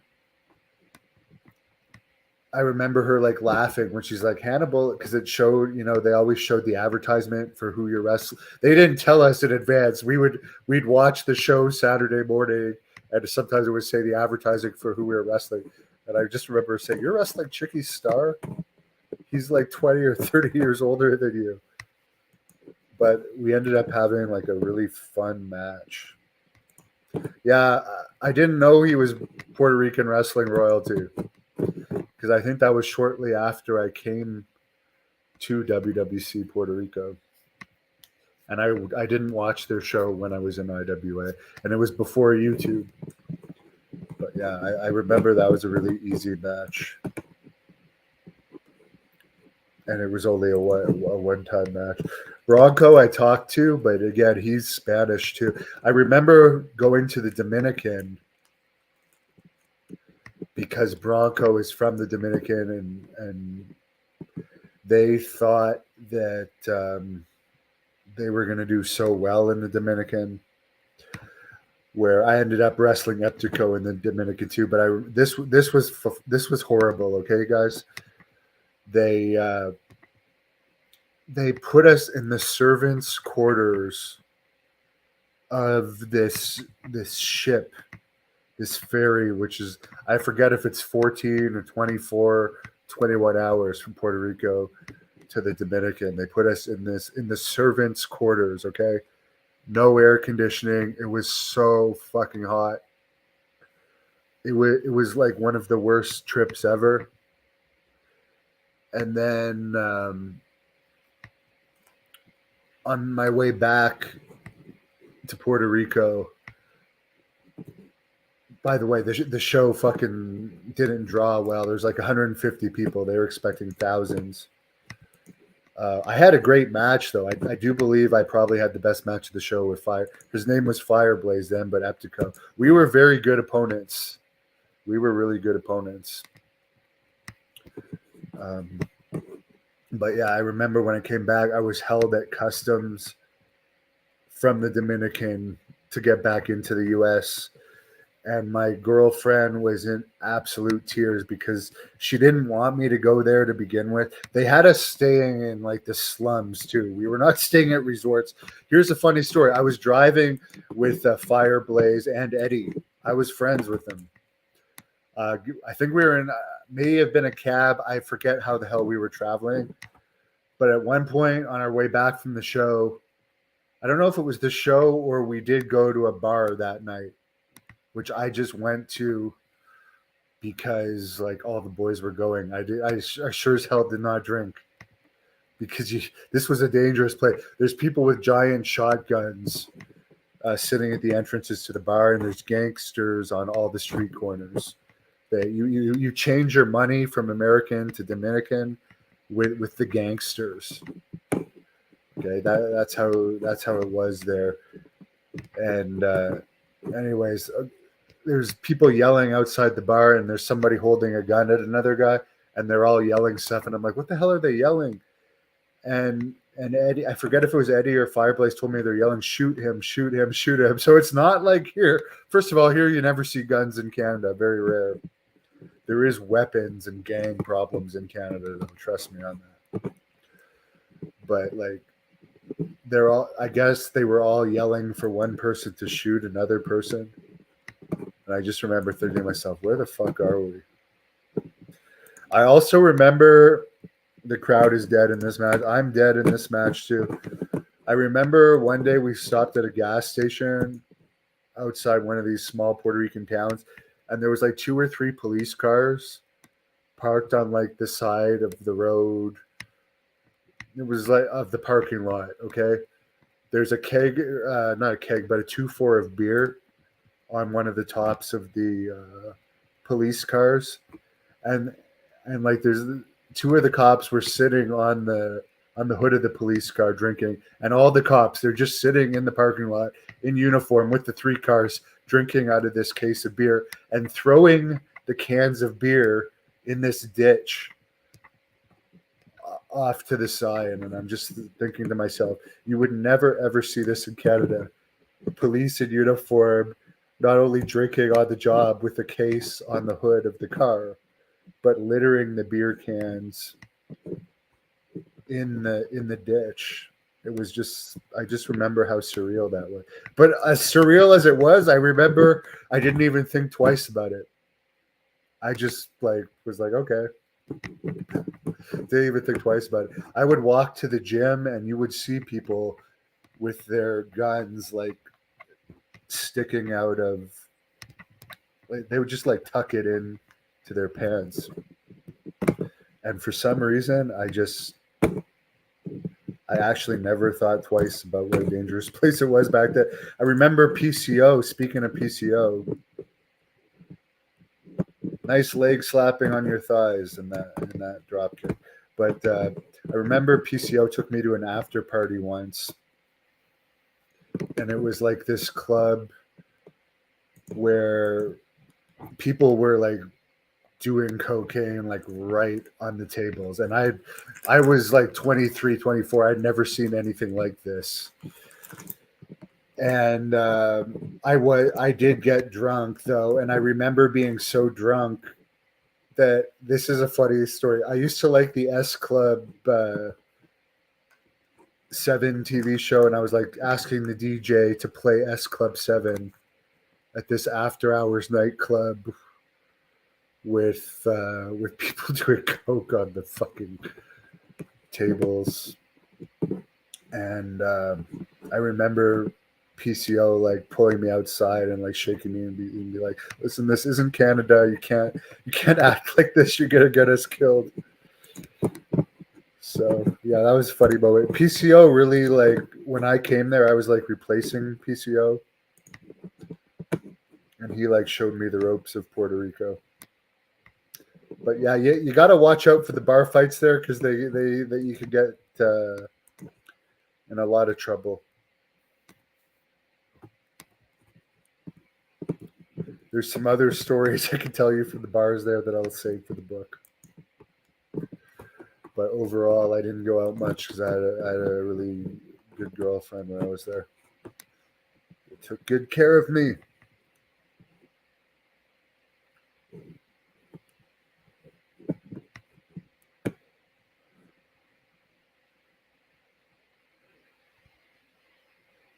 Please be over. Please be over. Please be over. The one thing about this match is it just looks choreographed to me. It's like so. It's like you can tell they've just memorized it. I just find it so uninteresting. Do you think Cody Rhodes and Lesnar is going to be last, guys? What do you think?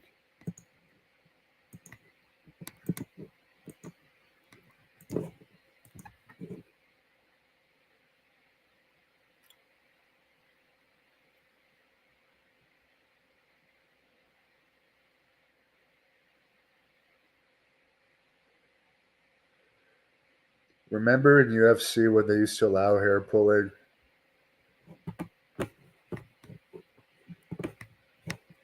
I'm just thinking about that, watching the hair pulling in this match.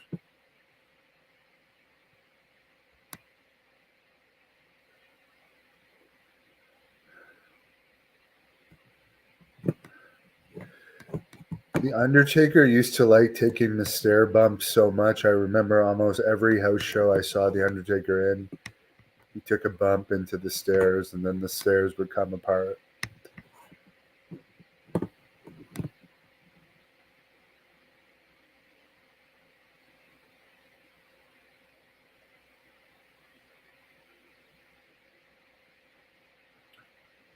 Ugh.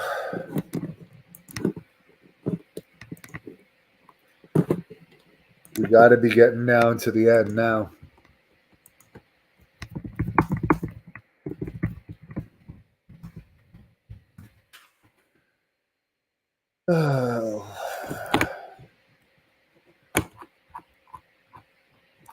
There's 2 matches left. Owens and Zayn against oh no, there's Rhea Ripley against Natalya.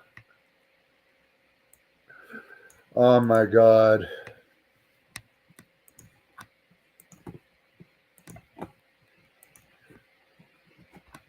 There's 3 women's matches on this card.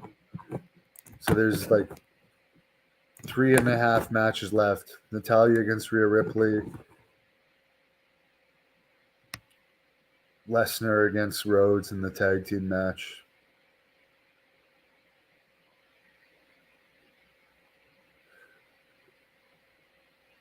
Looks like there's some water or blue liquid all over Bianca Belair's outfit.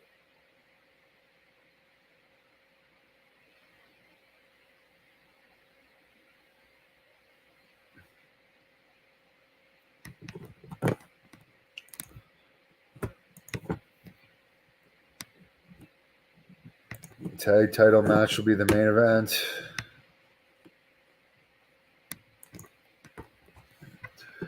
The Usos against Owen and Zayn match from WrestleMania may have been the most leg slaps in any match I've ever seen in my life. Literally hundreds of leg slaps. Oh, the blue stuff is from Asuka's mouth. Okay.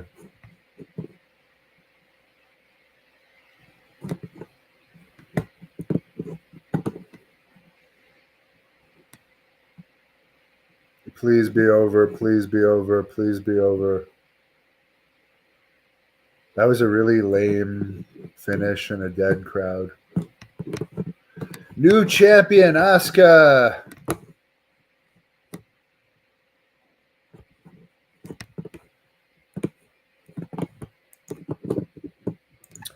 I'm happy not for the winner, but I'm happy because it's over.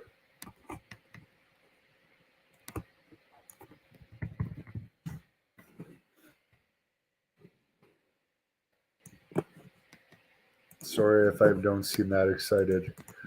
This is my retirement. Well, I'm not going to say the last I'll ever do, but I'm definitely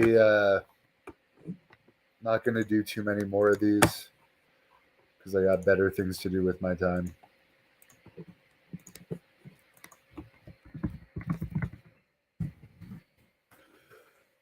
But as a reporter, I'm watching the product.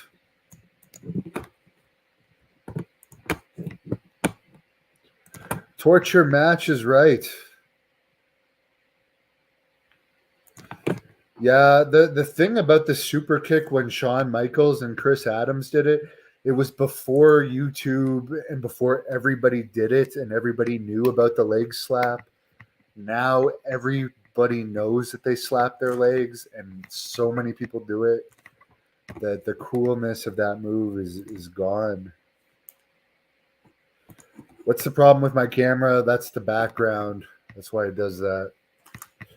It's easier to have a fake background. There was no reaction to Asuka winning, by the way.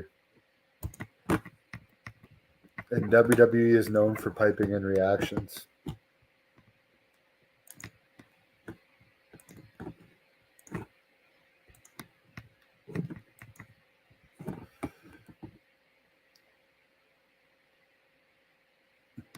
She wiped some blue stuff in the eyes of the. That was just a lame finish.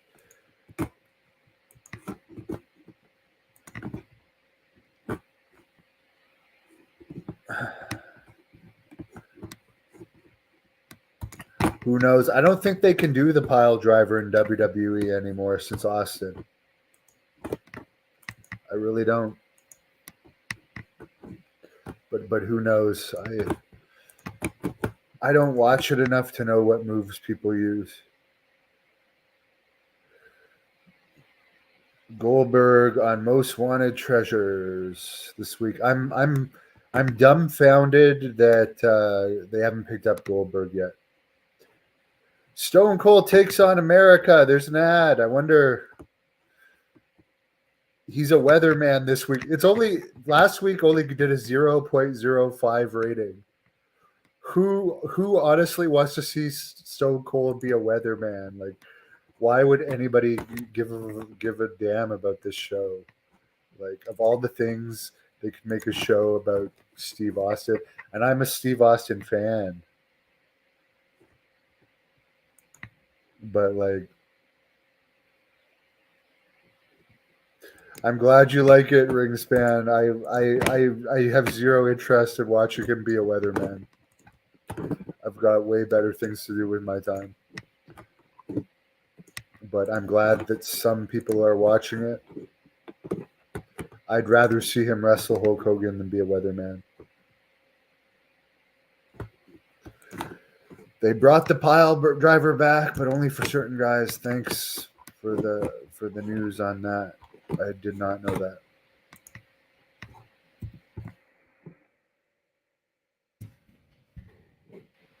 Again, there's too much. They go from a boring match to time in between matches. Karrion Kross in the crowd.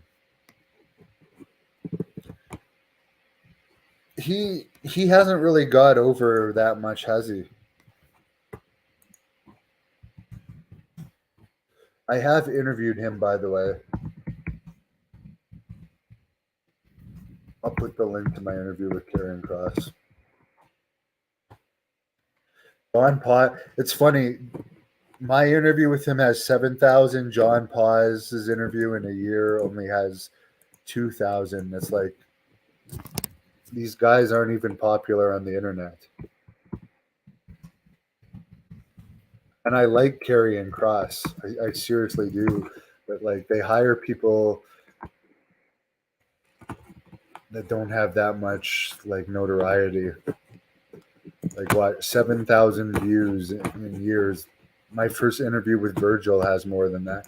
The older guys are more beloved. I've heard that they ruined Karrion Kross. I mean, he's had a better run than his first run, but oh, you know what?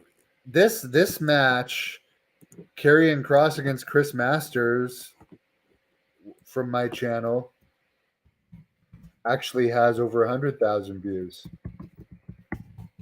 So people would rather see him wrestle than do interviews. Chris Masters won that match. That's the link to it. For anyone watching after that wants to check it out, Natalia, 43 now. I remember starting out in Mat Rats with Natalia and TJ, and I'm really proud of how well Natalia's done over the years. Playback error. Oh my God, there's a playback error. It's fixed. Here comes Diarrhea Ripley, as the fans like to call her.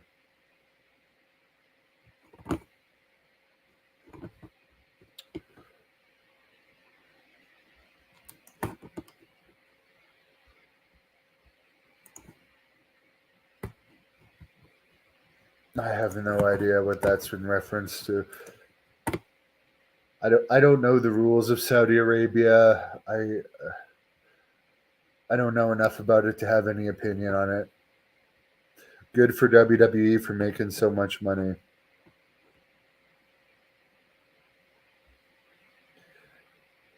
Now there's like a devilish angel type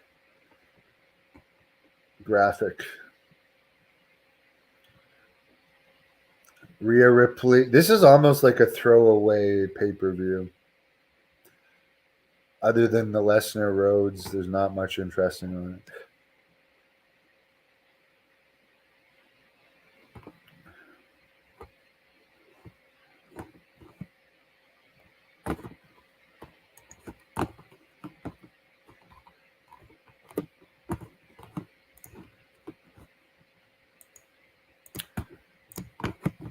I'm trying not to be bored.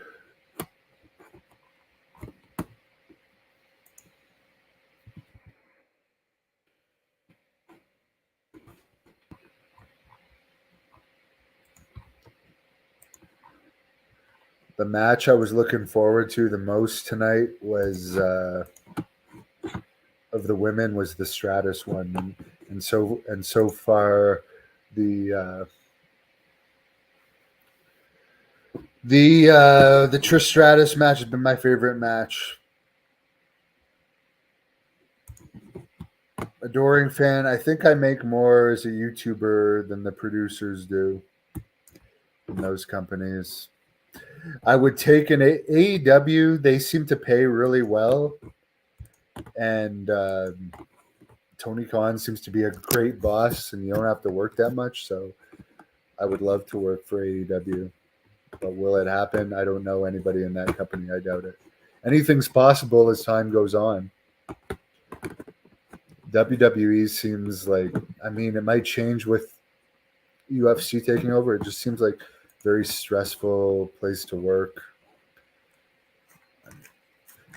If you were offered a shitload of money, which I don't ever see them offering me any type of job, sure. But AEW seems like a more enjoyable place to work because you don't work that much, and you have a great boss where Vince McMahon rules with an iron fist and like, keeps everybody on edge. What happened to Qatar Pro Wrestling? It seemed like it faded away into the oblivion. I don't. They were gonna use the Blood Hunter on that Super Slam 3. I remember that.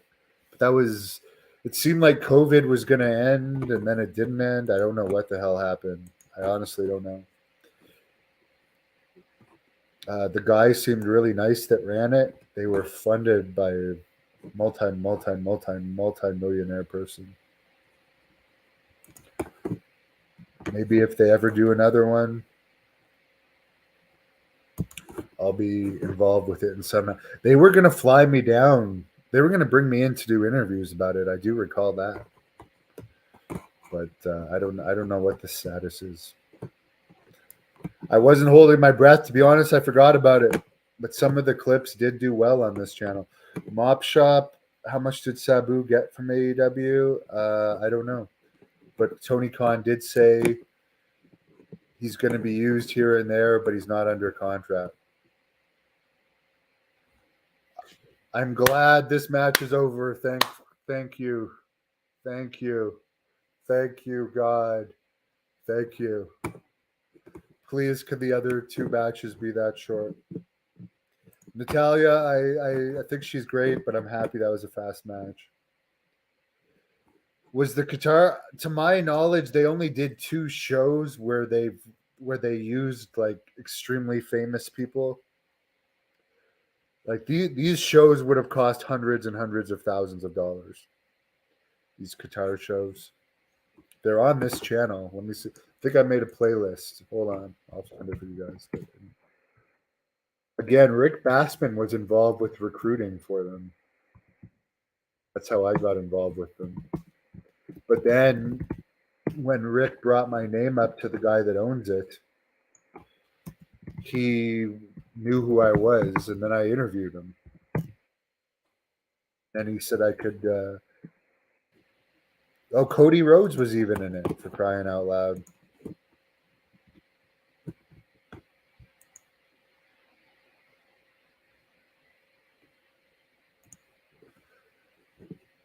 Yeah.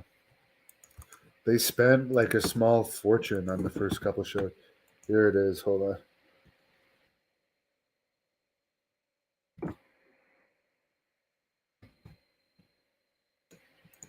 This is the Qatar Pro Wrestling playlist of all there's 12 match videos on there. They use Road Warrior Animal, they use Carlito, Brian Cage. The last talk I had about it, Mil Mortes was in it. The last talk I had with the owner about it, they were gonna have like a working relationship with AEW. But then, as this person pointed out, we haven't heard anything more in 2 years. Drew McIntyre is not going to AEW anytime soon. He'll be in WWE till at least the end of the year. Supposedly, there's creative issues or something why he hasn't come back. But for the point he's been off, they might tack on to the end of his contract. So he might eventually go to AEW. He's pretty stale right now in WWE. Now there's a promo with World Heavyweight Champion Seth Rollins.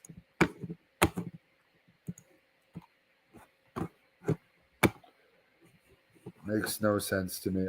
I honestly just want to turn the damn computer off because I don't understand how there's two world champions and this guy getting beat up by a fan is just such an embarrassment to me. This is why I'm not doing any more of these watch logs because it makes me too mad. Rhea is strong, yes. Chug alert, no. McIntyre is not going to be at all in 100%.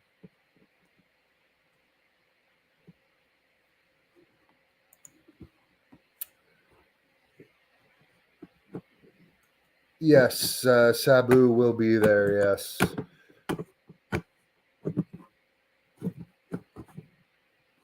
And he has stated that he can still go if the price is right. He did say he was retired last year, but again, if you're offered money, too much money to refuse, why wouldn't you come back? I'm sure he needs money. Two meaningless belts. Yeah, well, the Roman one means something, but when you say someone else's heavyweight title, that takes away from Roman being the champion. Could you imagine in Hogan's reign or Bruno Sammartino's reign if they had a second champion? I mean, it doesn't even make sense. It's going to be whoever predicted the tag team match last was right.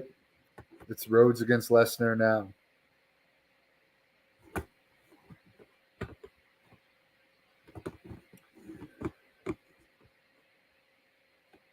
And now we have to see another package. It's like if we're watching the pay-per-view, we know the damn storylines. Why do you have to put so much time in between matches? Sabu's valet died. Yes, Super Genie was also the garbage lady in Deep South Wrestling managing Luke Gallows when he used to be known as freaking Deacon. I wrestled him. Actually, yeah, I wrestled against him with the garbage lady in my corner. The most insulting thing Bill DeMott ever did, which I can't believe they hired him back after this and they didn't fire him immediately, was when they had that naked stink face thing with Luke Gallows and Bill DeMott was holding like one donut in front of Zack Ryder's face and one in front of Melissa Coates, the Super Genie, aka Garbage Lady. And he's rubbing his ass in both Super Genie and Zack Ryder's face, completely naked. Can you imagine that happening in NXT? That's why they have the live feed to Triple H's office now. Sabu looked in fantastic shape when he appeared on Dynamite.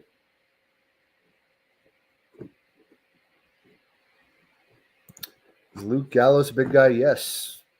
He's like 6'6", 6'7".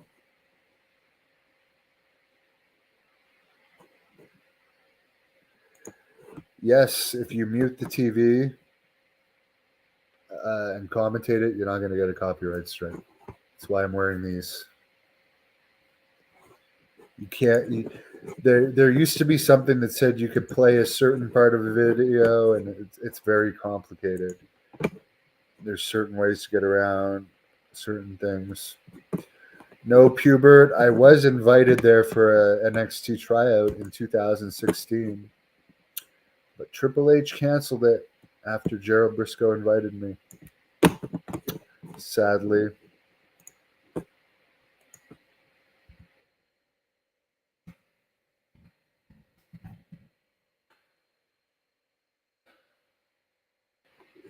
And by the way,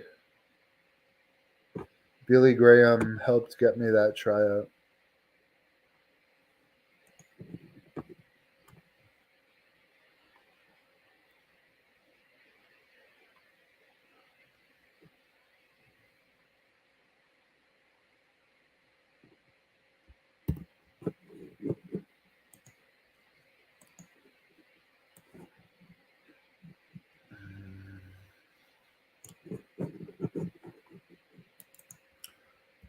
Would they just get the match started already? Like, for people with short attention spans like me, this is what turns them off about wrestling.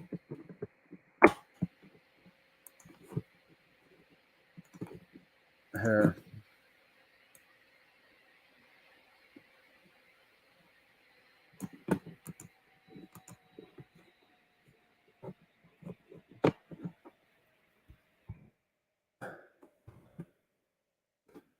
Show you guys something in a minute.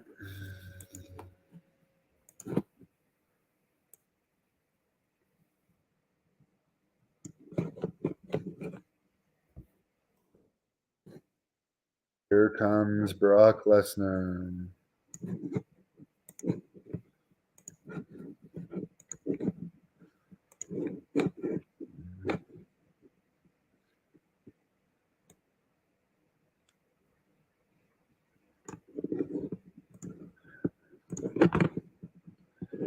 By the way, they never told me to keep this quiet, so I can post this. Anyone that wants to know who canceled my WWE tryout, I don't even know who this guy is. But this was after I got cured of hepatitis C, after I lost my contract. Gerald Briscoe got me another tryout. And this guy named Robert Gordon canceled my NXT tryout. That's why I was never at the Performance Center. It was going to be the week after this. It was supposed to be in 2016. Never provided a reason. They just said I'm uninvited. That's WWE for you. Brock Lesnar making his way to the ring, looking definitely as big as ever. I'm sorry, but if they haven't got rid of their policy, there's definitely some loopholes around it, because there's some people there that just look massive. I don't know about CM Punk. Why is Cody facing Brock? Because they want to push Cody. Brock is one of the biggest stars they have. If not, Brock is actually more famous mainstream than Roman, but Brock doesn't want to be full time. Chug, yeah, I did get a contract in 2009, but Abdullah the Butcher gave me Hep C, so they took it away. And then I went and got cured, and they gave me another shot. And then, as you see here, a week, it's like, were they just fucking with me? They talked to me for 7 weeks, saying they were going to give me a tryout. Then they send me this a week before the tryout and say, "Oh, by the way, you're not invited anymore." So it was at that point where I'm just like, I'm going to focus on YouTube. Japan wrestling, it's pretty dead, and they're after the acrobats these days. I have never heard of Robert Gordon either. He's probably just a message delivery. Yeah. Yeah, they should email Robert Gordon for sure. That's his email. There's nothing on there saying it's a private email.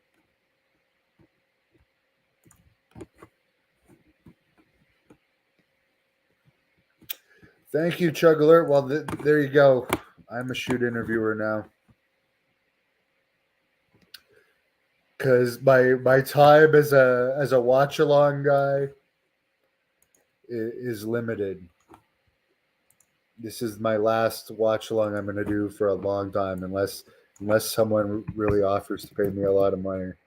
I'm just doing this to make use of this network subscription.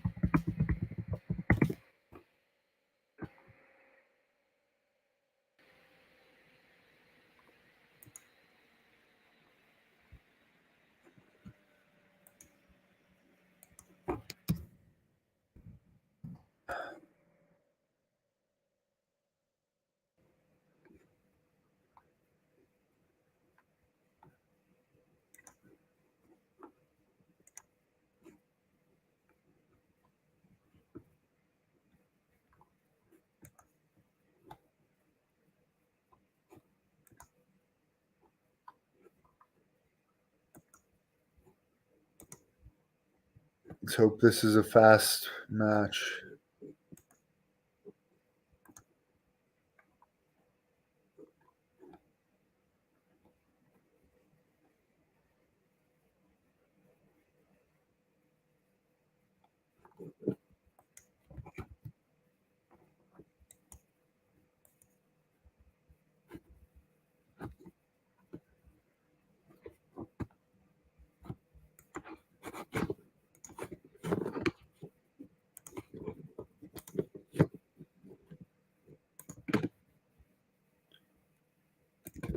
Thank you, Chug Alert.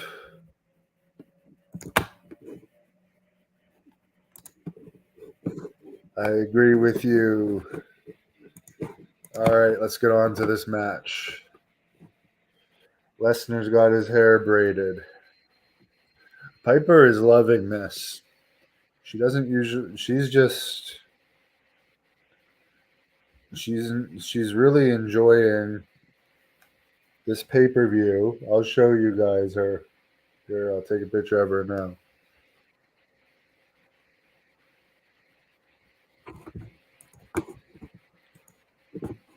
She's liking this pay-per-view because she's just getting hugged the entire time.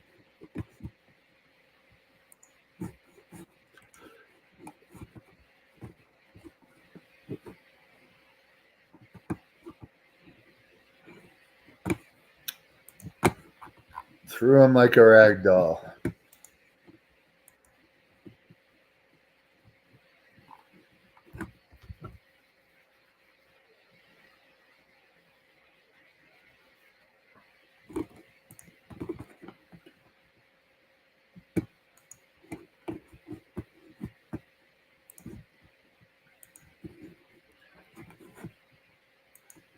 Anyone want to see what Piper's doing right now? I'll show you.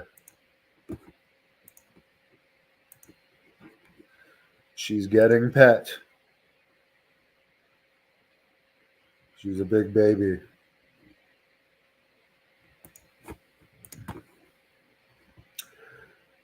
Yeah, Brock Lesnar definitely looks big. His shoulders definitely have that full out look that is very, very hard to get without help. A lot of people would say impossible to get without help.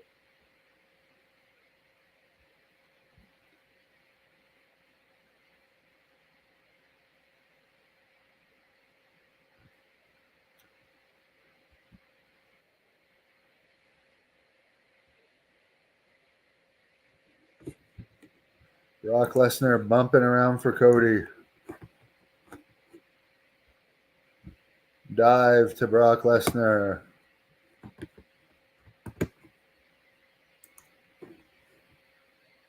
Double axe handle. There you go. You don't see enough double axe handles. Best match. Yes, Piper's in her element. She's fine with me doing these because she just gets pet the whole time.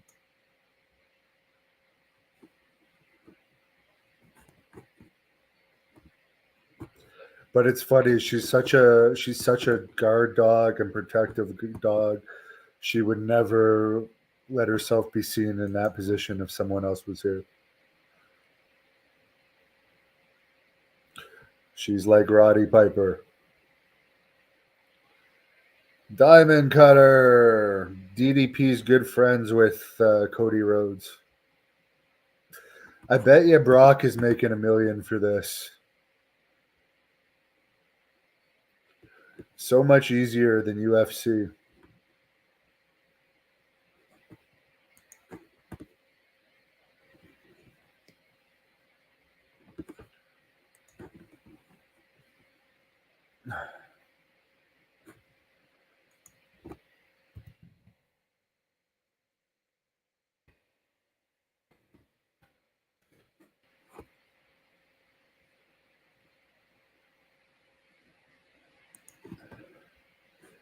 Yeah, I heard there's some sort of injury angle with the broken arm. I would guess that they've padded that cast. I mean, I'm not hating on that. It's been a fine match so far. I'm just saying that I'm going to guess that there's extra padding on that cast to cushion the blows.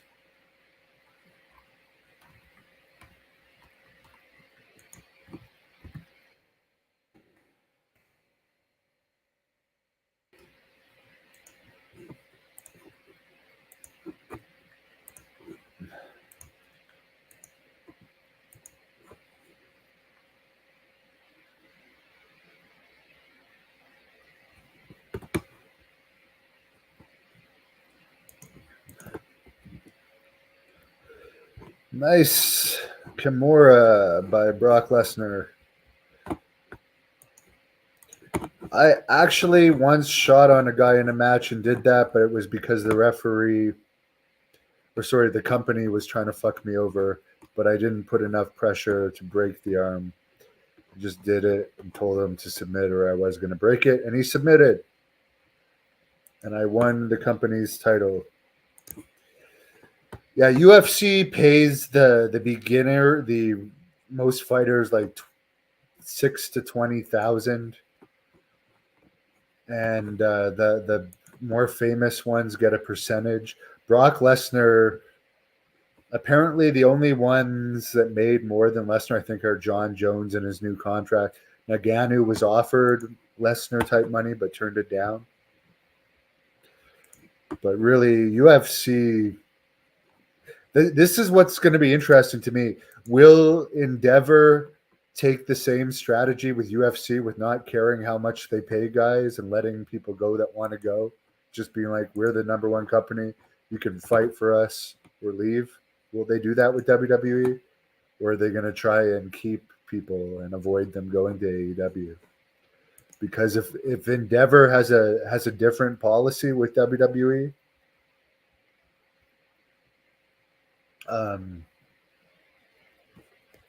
could be interesting. They might lose a lot, lose some wrestlers. I can see Endeavor wanting to push Lesnar like crazy though, since he's the most legit guy they have, other than Gable Stevenson, who's not really over despite being one of the greatest wrestlers of all time. He doesn't have the presence that Lesnar has. Maybe he'll eventually get it, but he doesn't have it right now.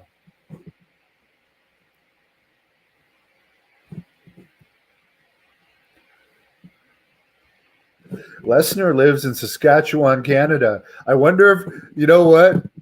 AEW is coming to Saskatchewan in July for Dynamite and Collision and Rampage. I wonder if Brock Lesnar is going to stop by. I don't think it's funny enough they don't use him on the WWE shows in Saskatchewan. I wonder, I'm going to look that up. When was the last time Lesnar wrestled in Saskatchewan?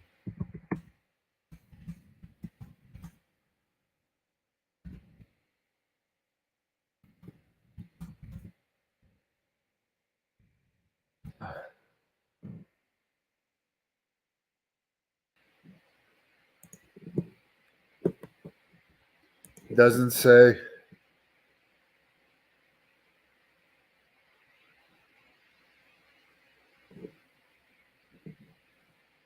He represented Regina at UFC 200, though. Yeah. It's funny. I don't know if has Brock Lesnar even ever wrestled in Regina. But here's an interesting story. There's a Stampede wrestler named Crazy Horse Eddie Mustang who I've wrestled.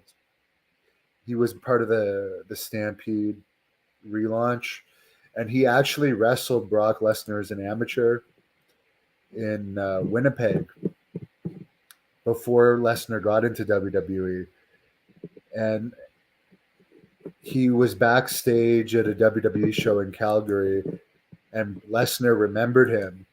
And after that, every time they came to Calgary, this guy met with Brock. I don't know if it still holds up to this day, but this guy, he could have been better in wrestling, but he just never went anywhere. He let his body go and stuff. I think his real name was Adrian Gilmore, but like Lesnar legitimately, one of the times he actually invited him out to dinner with his real family, because his family lived in one, forget if it's North or South Dakota. But he's like, what? Like, this guy legitimately only wrestled him as an amateur. Brock was nice enough to like, there we go. Lesnar wins. Good. Best match of the night.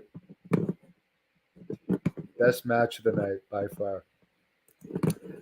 Yeah, Lesnar was nice enough to take him out with his whole family. So I thought that was pretty cool. There you go. Fuck. I'm sorry, guys. I just hate Cody. Like, to me, he's just blah. He's just blah. He's not my style of wrestler. I'm not saying he's not a good wrestler. I'm just saying Lesnar is my style. So I'm glad that's over. No, you're not blocked. Ringspan is happy. Someone thinks the Ganya Jones fight is fixed. Will GNW come to Mississauga ever? I don't know. I can tell you that our August 26th event that we have not announced yet, that Jack Victory from ECW and WCW is going to be part of. He's confirmed for that one. It's going to be closer to Toronto. August 26th. It's going to be closer. It's going to be closer to Mississauga and Toronto. So, good job. Let's end the feud there. By the way, apparently Brock Lesnar got a standing ovation in Puerto Rico for the Puerto Rico pay-per-view. Carlito Colon got the biggest reaction of the night. He's going to be on our July 15th Smith Falls event. I don't know why they haven't signed Carlito back. And Sami Zayn actually got the least reaction of anyone in Puerto Rico.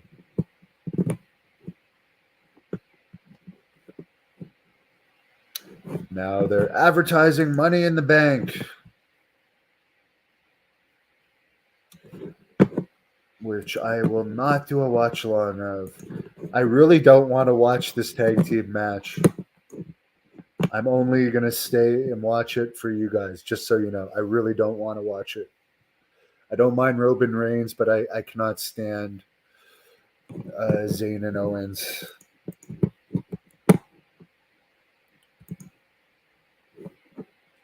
Ringspan. I'll tell you guys a story of why I hate Dustin Rhodes. And he recently put out something saying that he celebrated 15 years of sobriety. Hold on a second. Let me just look at something.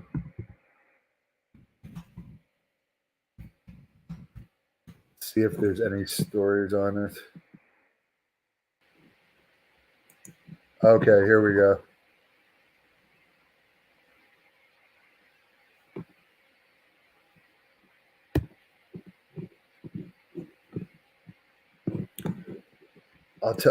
I'm just going to put up the story. Wrestling Inc. did a story on it when it happened.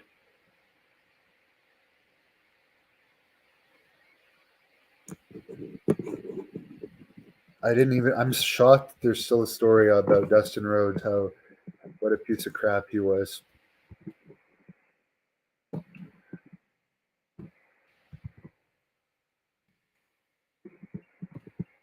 The only reason Dustin's had so many chances is because of who his dad is. It makes a huge difference when you're second generation. But let me put it up here.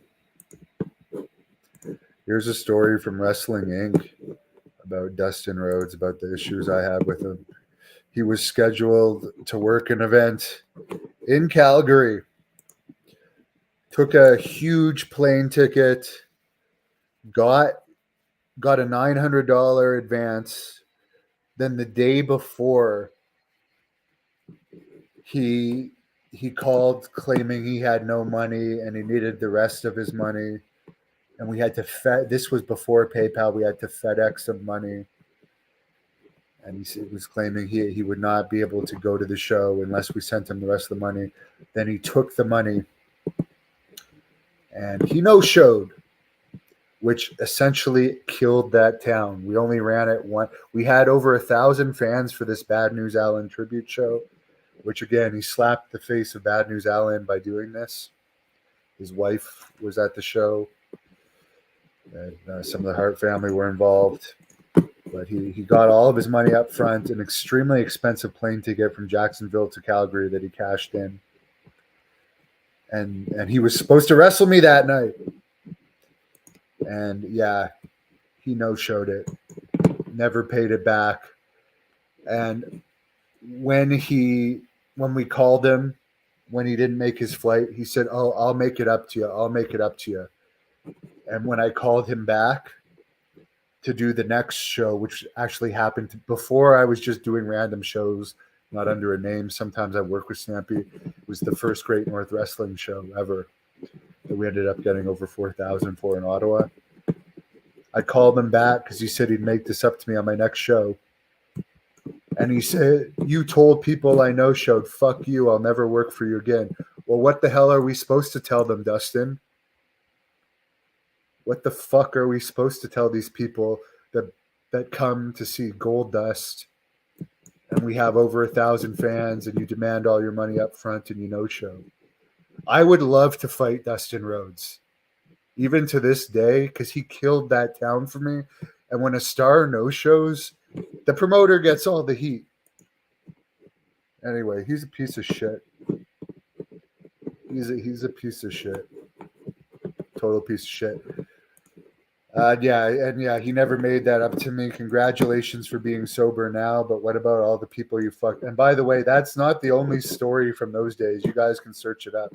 When he was fully into his drug and alcohol issues, he fucked over a lot of people, taking money for bookings and no showing.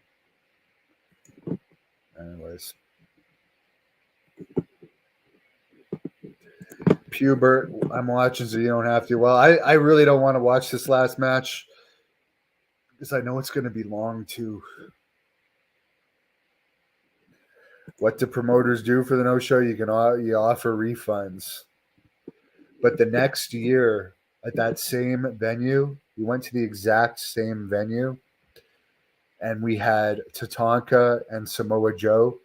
The year before, when Dustin was there was over 1,000 when we advertised Dustin. But because the star no showed, when we came back, there was like 300 people for Tatanka, Samoa Joe, and Honky Tonk Man. So the show bombed, and I never tried to promote. Again, I lost so much money on that show. Not in Alberta, anyways.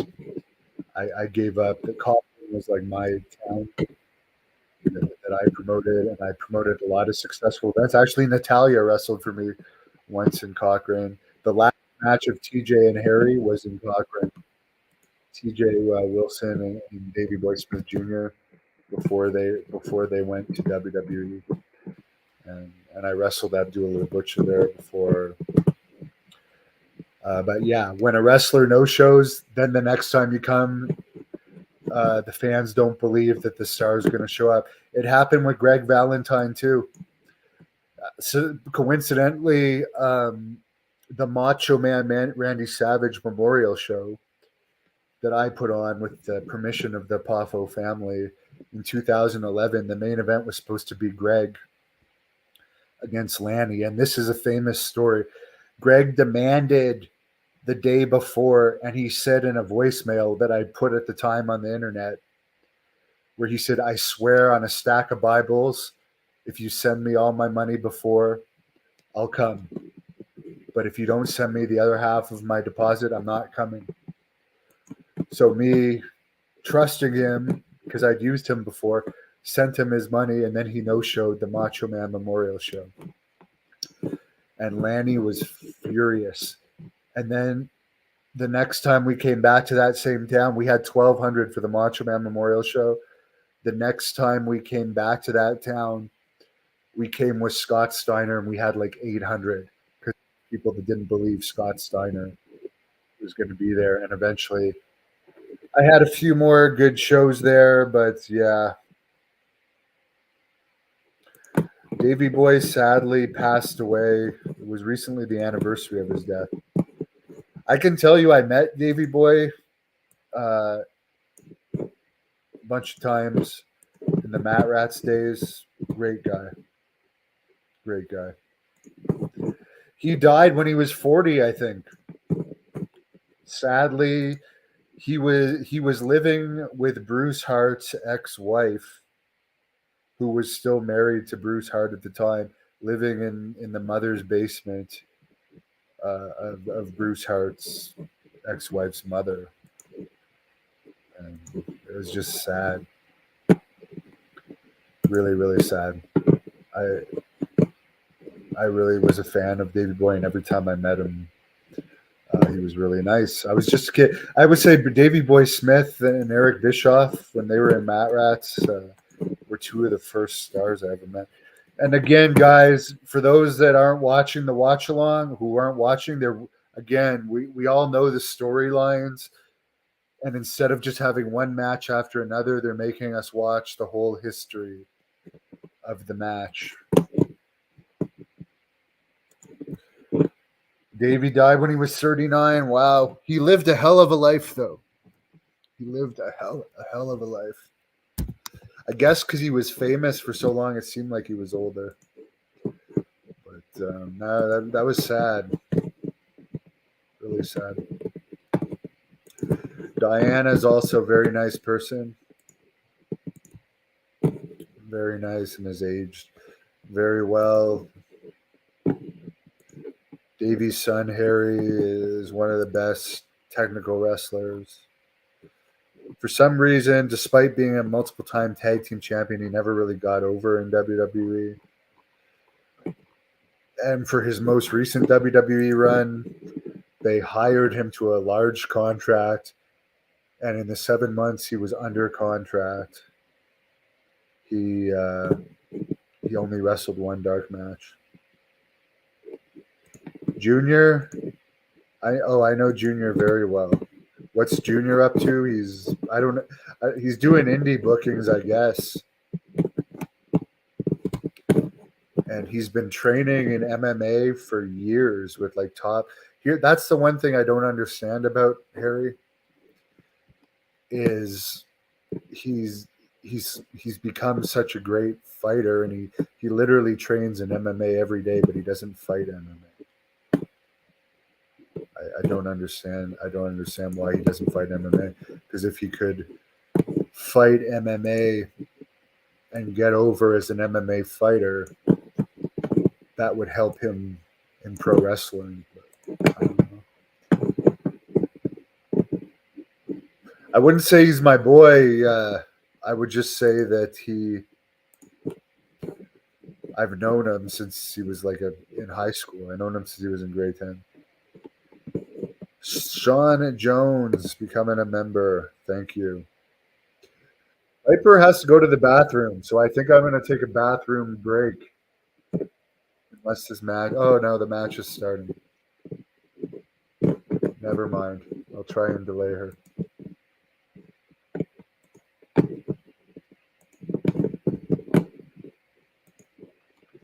Roman Reigns making his way to the ring. I don't think those are Dynamite's sons. Those are his nephews. He only has Bronwyn as his daughter. I've interviewed his daughter, who, funny enough, I knew his daughter, but never knew that she was Dynamite Kid's daughter when I knew her. I just thought she was one of the Hart grandkids. 46, Maurice, and these aren't always accurate. It's usually more. 10 minutes. 10-minute promo leading into this match.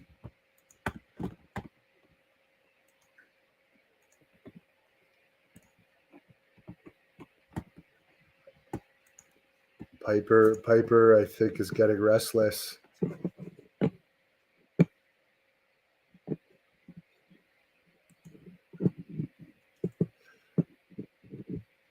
I think Piper might need me to take her out as I continue to do this. That sounds cool. Oh, for Dynamite Kids, they're small and they look like him. They look like him when he was 14 or 15. I don't know how old they are. See if I can find a picture of them. I'll put up the link to his daughter's interview. I interviewed her twice around the time that he did the Dark Side of the Ring. Piper needs me to take her out. Hold on. I'll post this and then I'll take Piper out. Hold on a second.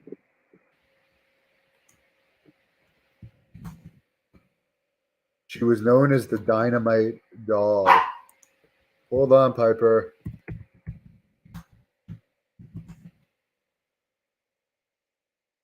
Oh, it got.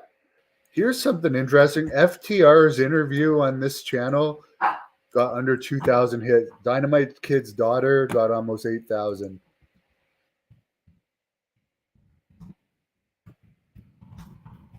Hold on, Piper. She's very, very bossy.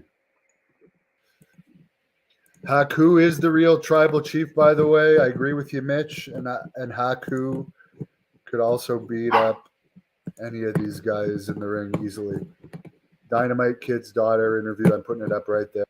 I'm gonna take a quick break because Piper's barking at me to take her out. I'll be back.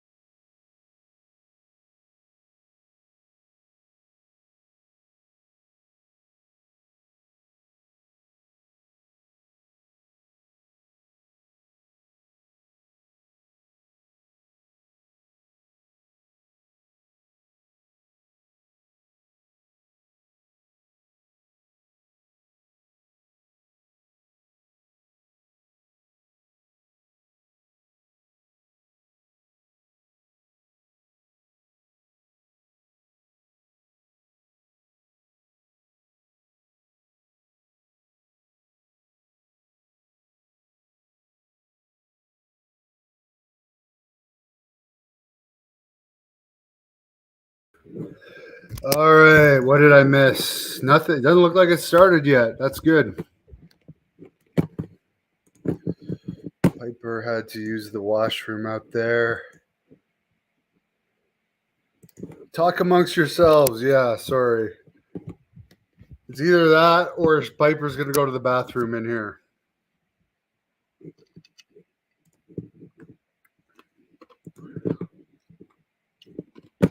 Young Macho Man Piper had to use the bathroom, so I had to go take her outside.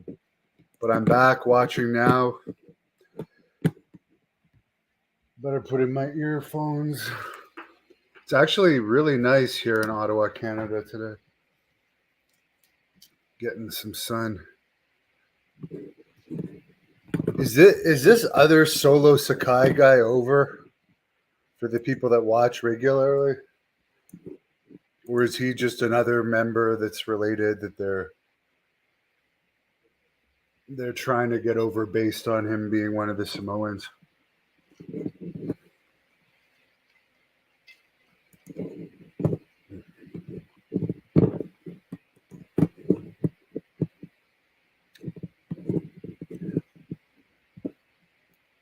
This is the loudest we've heard the crowd so far, I think, other than Brock Lesnar's entrance. Reigns is getting good heat.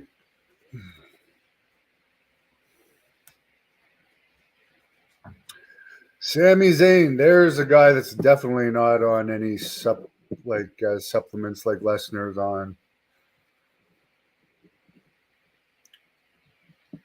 I'll give him credit for that.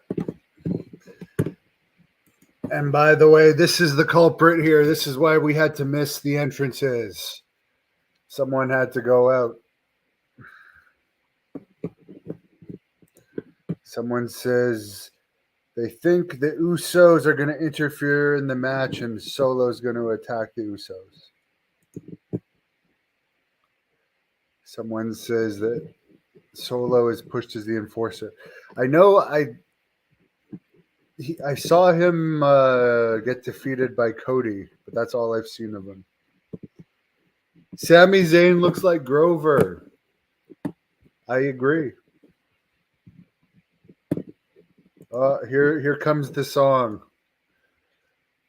And I know probably a lot of you guys watching like to sing it too, but I just don't get it.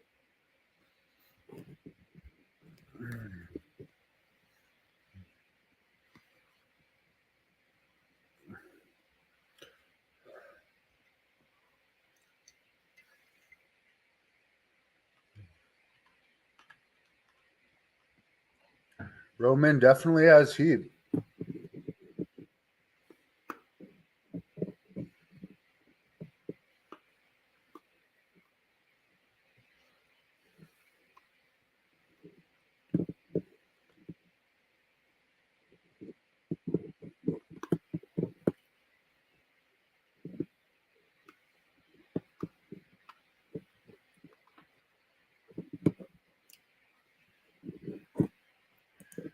Wonder what Solo Sakai's background is. I'm going to search it up.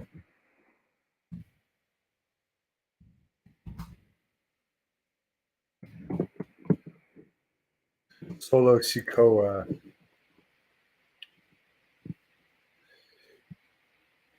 His father is Rikishi. His older brother is Jimmy Uso. And Jey Uso is his cousin.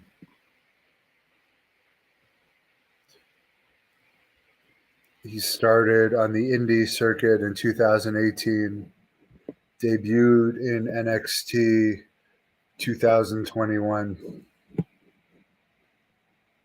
married to Almia Williams, and has 2 children. And he's 30 years old, hence another one of the over 30s. But I mean, Haku told me he was retired, I think a week and a half ago. And Haku's in his 60s.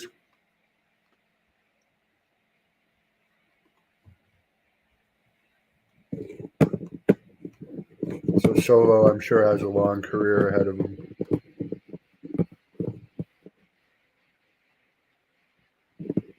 wonder what Roman Reigns makes. Let's take a look.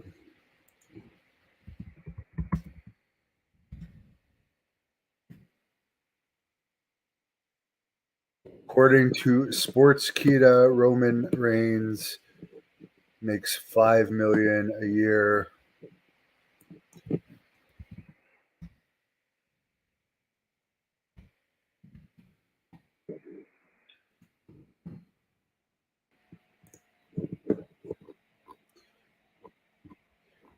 The highest paid wrestler is Brock Lesnar at $12 million. So Brock Lesnar makes a full $7 million above Roman Reigns. Randy Orton makes $4.5 million. AJ Styles makes $3.5 million. Becky Lynch makes $3 million. The Undertaker on his Legends deals make 2.5. I guess that's what they pay him to not have to not go to other companies. Umaga was twice the size of Solo. A lot of people think there's going to be interference. Sammy isn't lifting. That's for sure. By the way, I think Jack Kilby, this is Jack Kilby here, new gimmicks guy. No gimmicks guy. He's supposed to interview Ken Patera later today. Greg, yeah, Rikishi was part of the Samoan SWAT team with Paul Heyman managing them. True. That is true.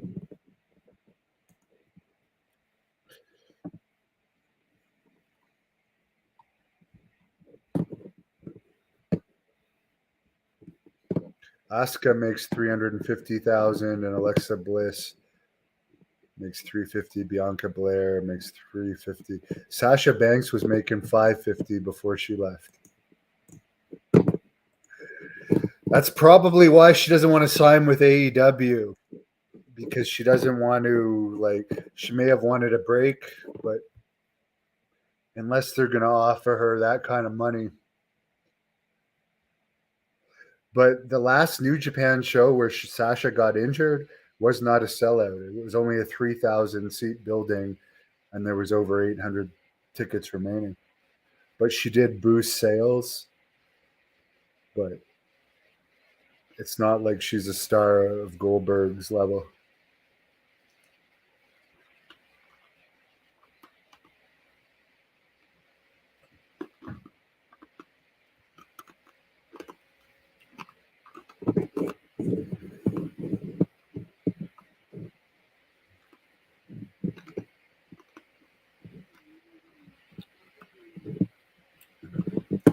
KO Kevin Owens, who hasn't KO'd anyone in his life. Jeremy Prophet, actually, Kevin Owens was talking shit about Jeremy Prophet back when they were both in Quebec, and Jeremy Prophet confronted him, and Kevin Owens backed down. And in Ring of Honor, and for one reason, that's why Jeremy Prophet hasn't had a WWE opportunity, because Kevin Owens has a lot of pull there. A lot of people say the reason Cedric Rougeau, Jacques Rougeau's son, never was signed was due to Kevin Owens pulling the politics card there too.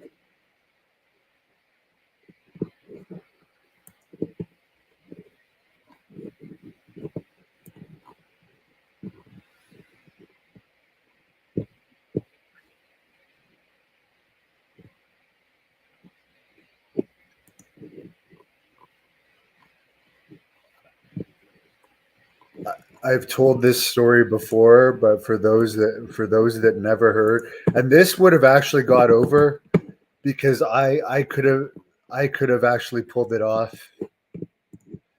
But at one point, Jacques Rougeau actually messaged Vince McMahon, according to what I understand, about making me and Jacques' son Cedric the new Quebecers with him managing us, since Jacques had trained me. And we took this picture in Jacques' backyard to promo it. But they turned that down. That would have been a fun gimmick to do too. But Cedric Rougeau to the left there, Please explain to me how this guy with the Rougeau name cannot get a WWE contract, yet they'll sign college athletes with zero experience. Makes no sense at all. Jack Kilby at 7:15. Him and Angel Medina, the Shooting from the Hip podcast. We'll have Ken Patira on. They recently had Mustafa on too. More people say I look like Tyson Fury than Stipe, but I've heard Stipe too. Yeah, Cedric. I mean, I've said this before, but for anyone that hasn't heard this, Cedric and I used to be friends around the time that I took 3 years off of wrestling from towards the end of 2011 to 2014. And when I came back into wrestling, I trained with Jacques Rougeau and wrestled for him some. That was around the time that Jacques was going to recommend Cedric and I as the new Quebecers.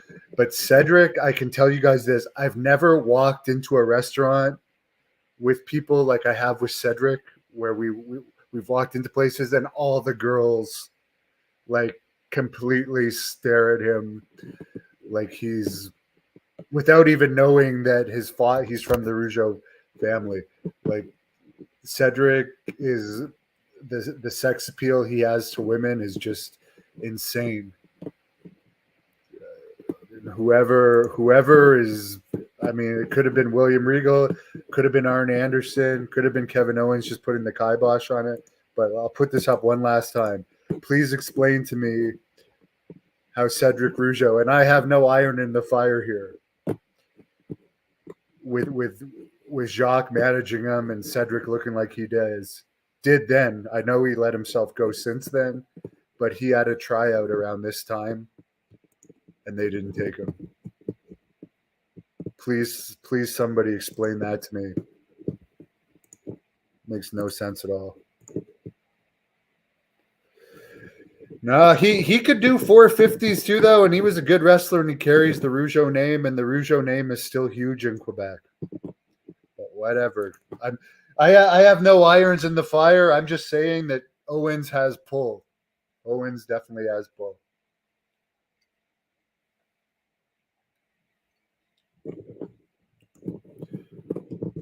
And me as a promoter, Cedric would have had more of an upside as being a legitimate mainstream star because of his name and his size and the fact that, as I said, I've been in the bar industry a long time and I've seen a lot of people and I've never like, it's also because he's 6'7", but like I've never been with anyone that can just walk into a bar and like have all the girls like, oh.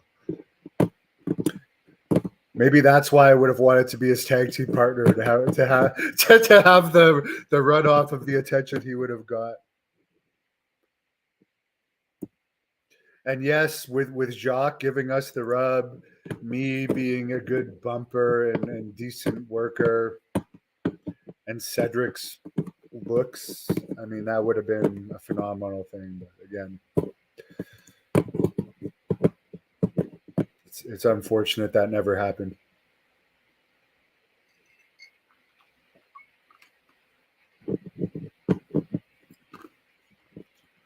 Here we go.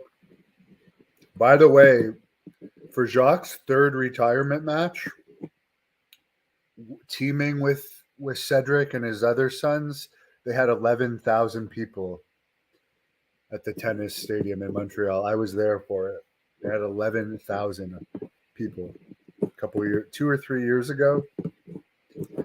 I was like, that's how valuable. Where are you going to see an indie? I mean, All In, the first All In didn't even have 11,000. Didn't it have 10,000?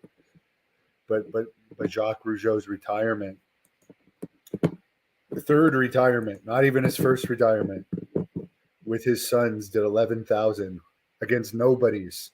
They wrestled nobodies. Superman punch. Not over.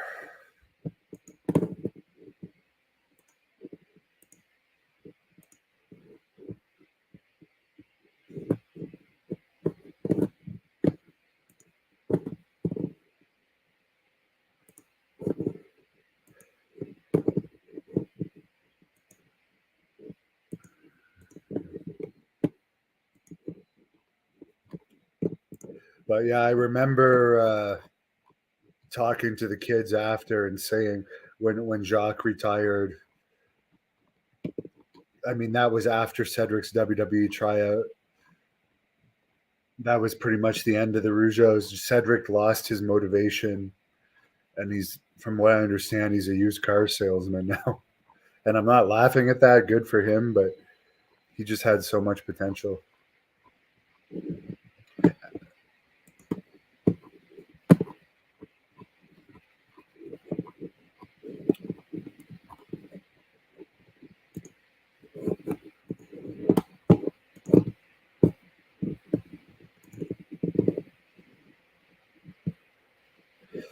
Yeah.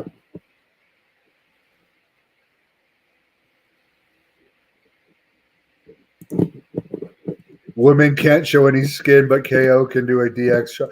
KO's doing stunners, DX chops. What's next? What's next? The ear cup.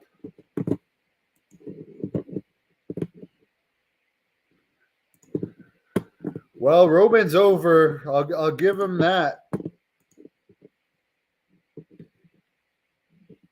I have zero interest in this match, but and I'll tell you guys one other thing about Roman. He does have I've been there doing security at WWE shows uh, when Roman Reigns was used, and he does have more star power than the average.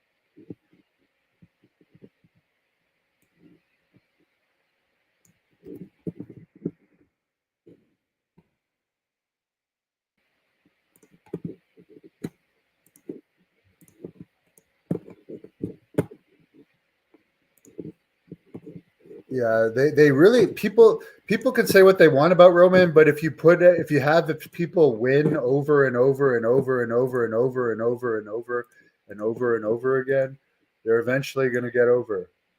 But as Hogan said, he's not like he's not going to be one of the greatest draws of all time, but for now, he's the best regular guy they have. He's not known to Brock Lesnar's level, but he's over. But he's only a part timer at this point. A few weeks ago, they false advertised him for a house show, bizarrely, which is so strange.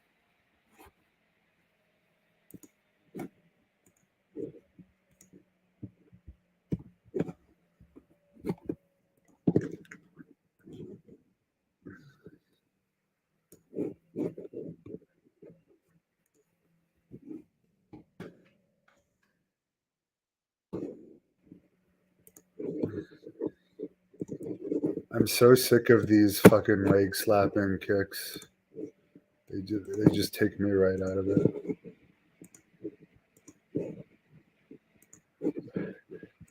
The last time I went to a WWE event, I was actually doing security, and a fan um, sent me that picture after,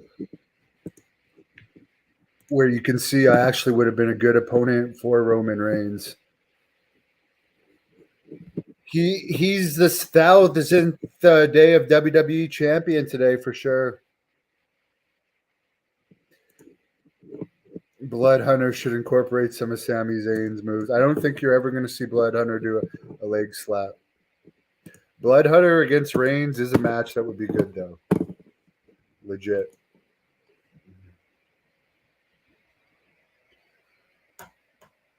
But I'm just going through this match to not back out on you guys. I said I was going to do the full show.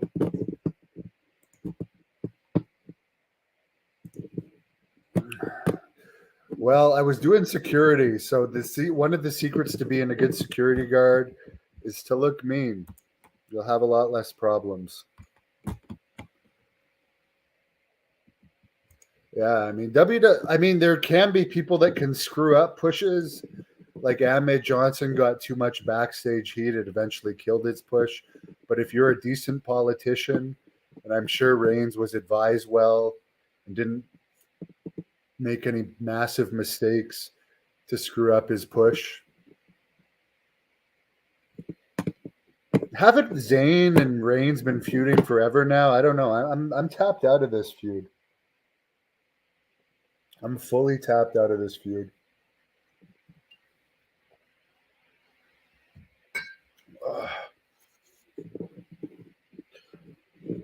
Does anyone actually think the plastic cover on top of the table hurts?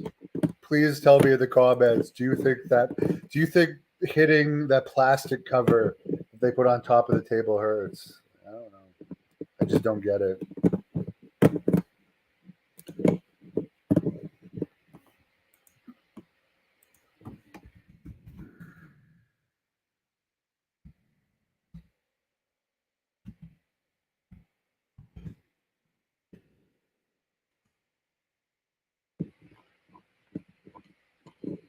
Whoever said there was going to be interference, there you go. Let's see if Solo. Nice leg slaps. Love it. Love it. In all my years of kickboxing, I remember how important the leg slaps were. I remember that. It's so important to slap your leg when you throw a kick.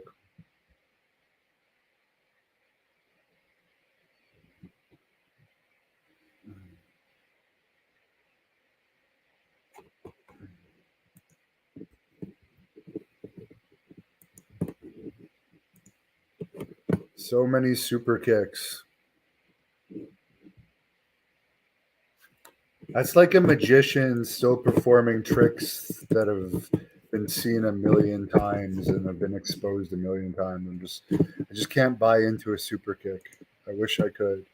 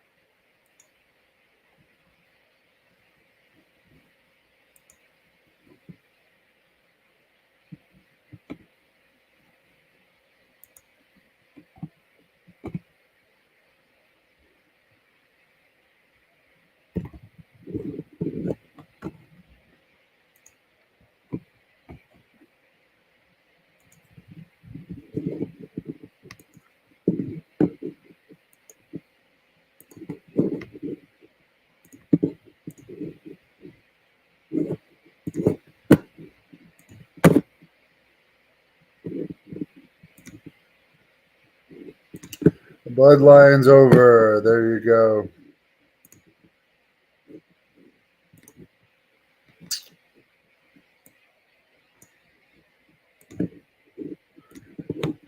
I'm sorry, guys. I'm out of it.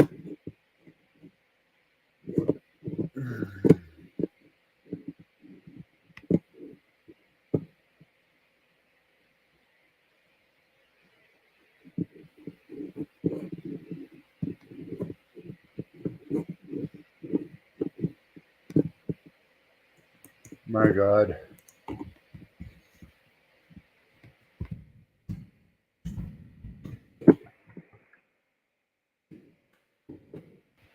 Looks like Soa's gonna take the law. Well, I did predict these guys were gonna win. The only good thing I can say about this match is my prediction was right. Thank you for sticking it through with me, guys. Please give my video a like. And if you're not subscribed, we're almost at 360,000 subscribers. Thanks for sticking it through with me.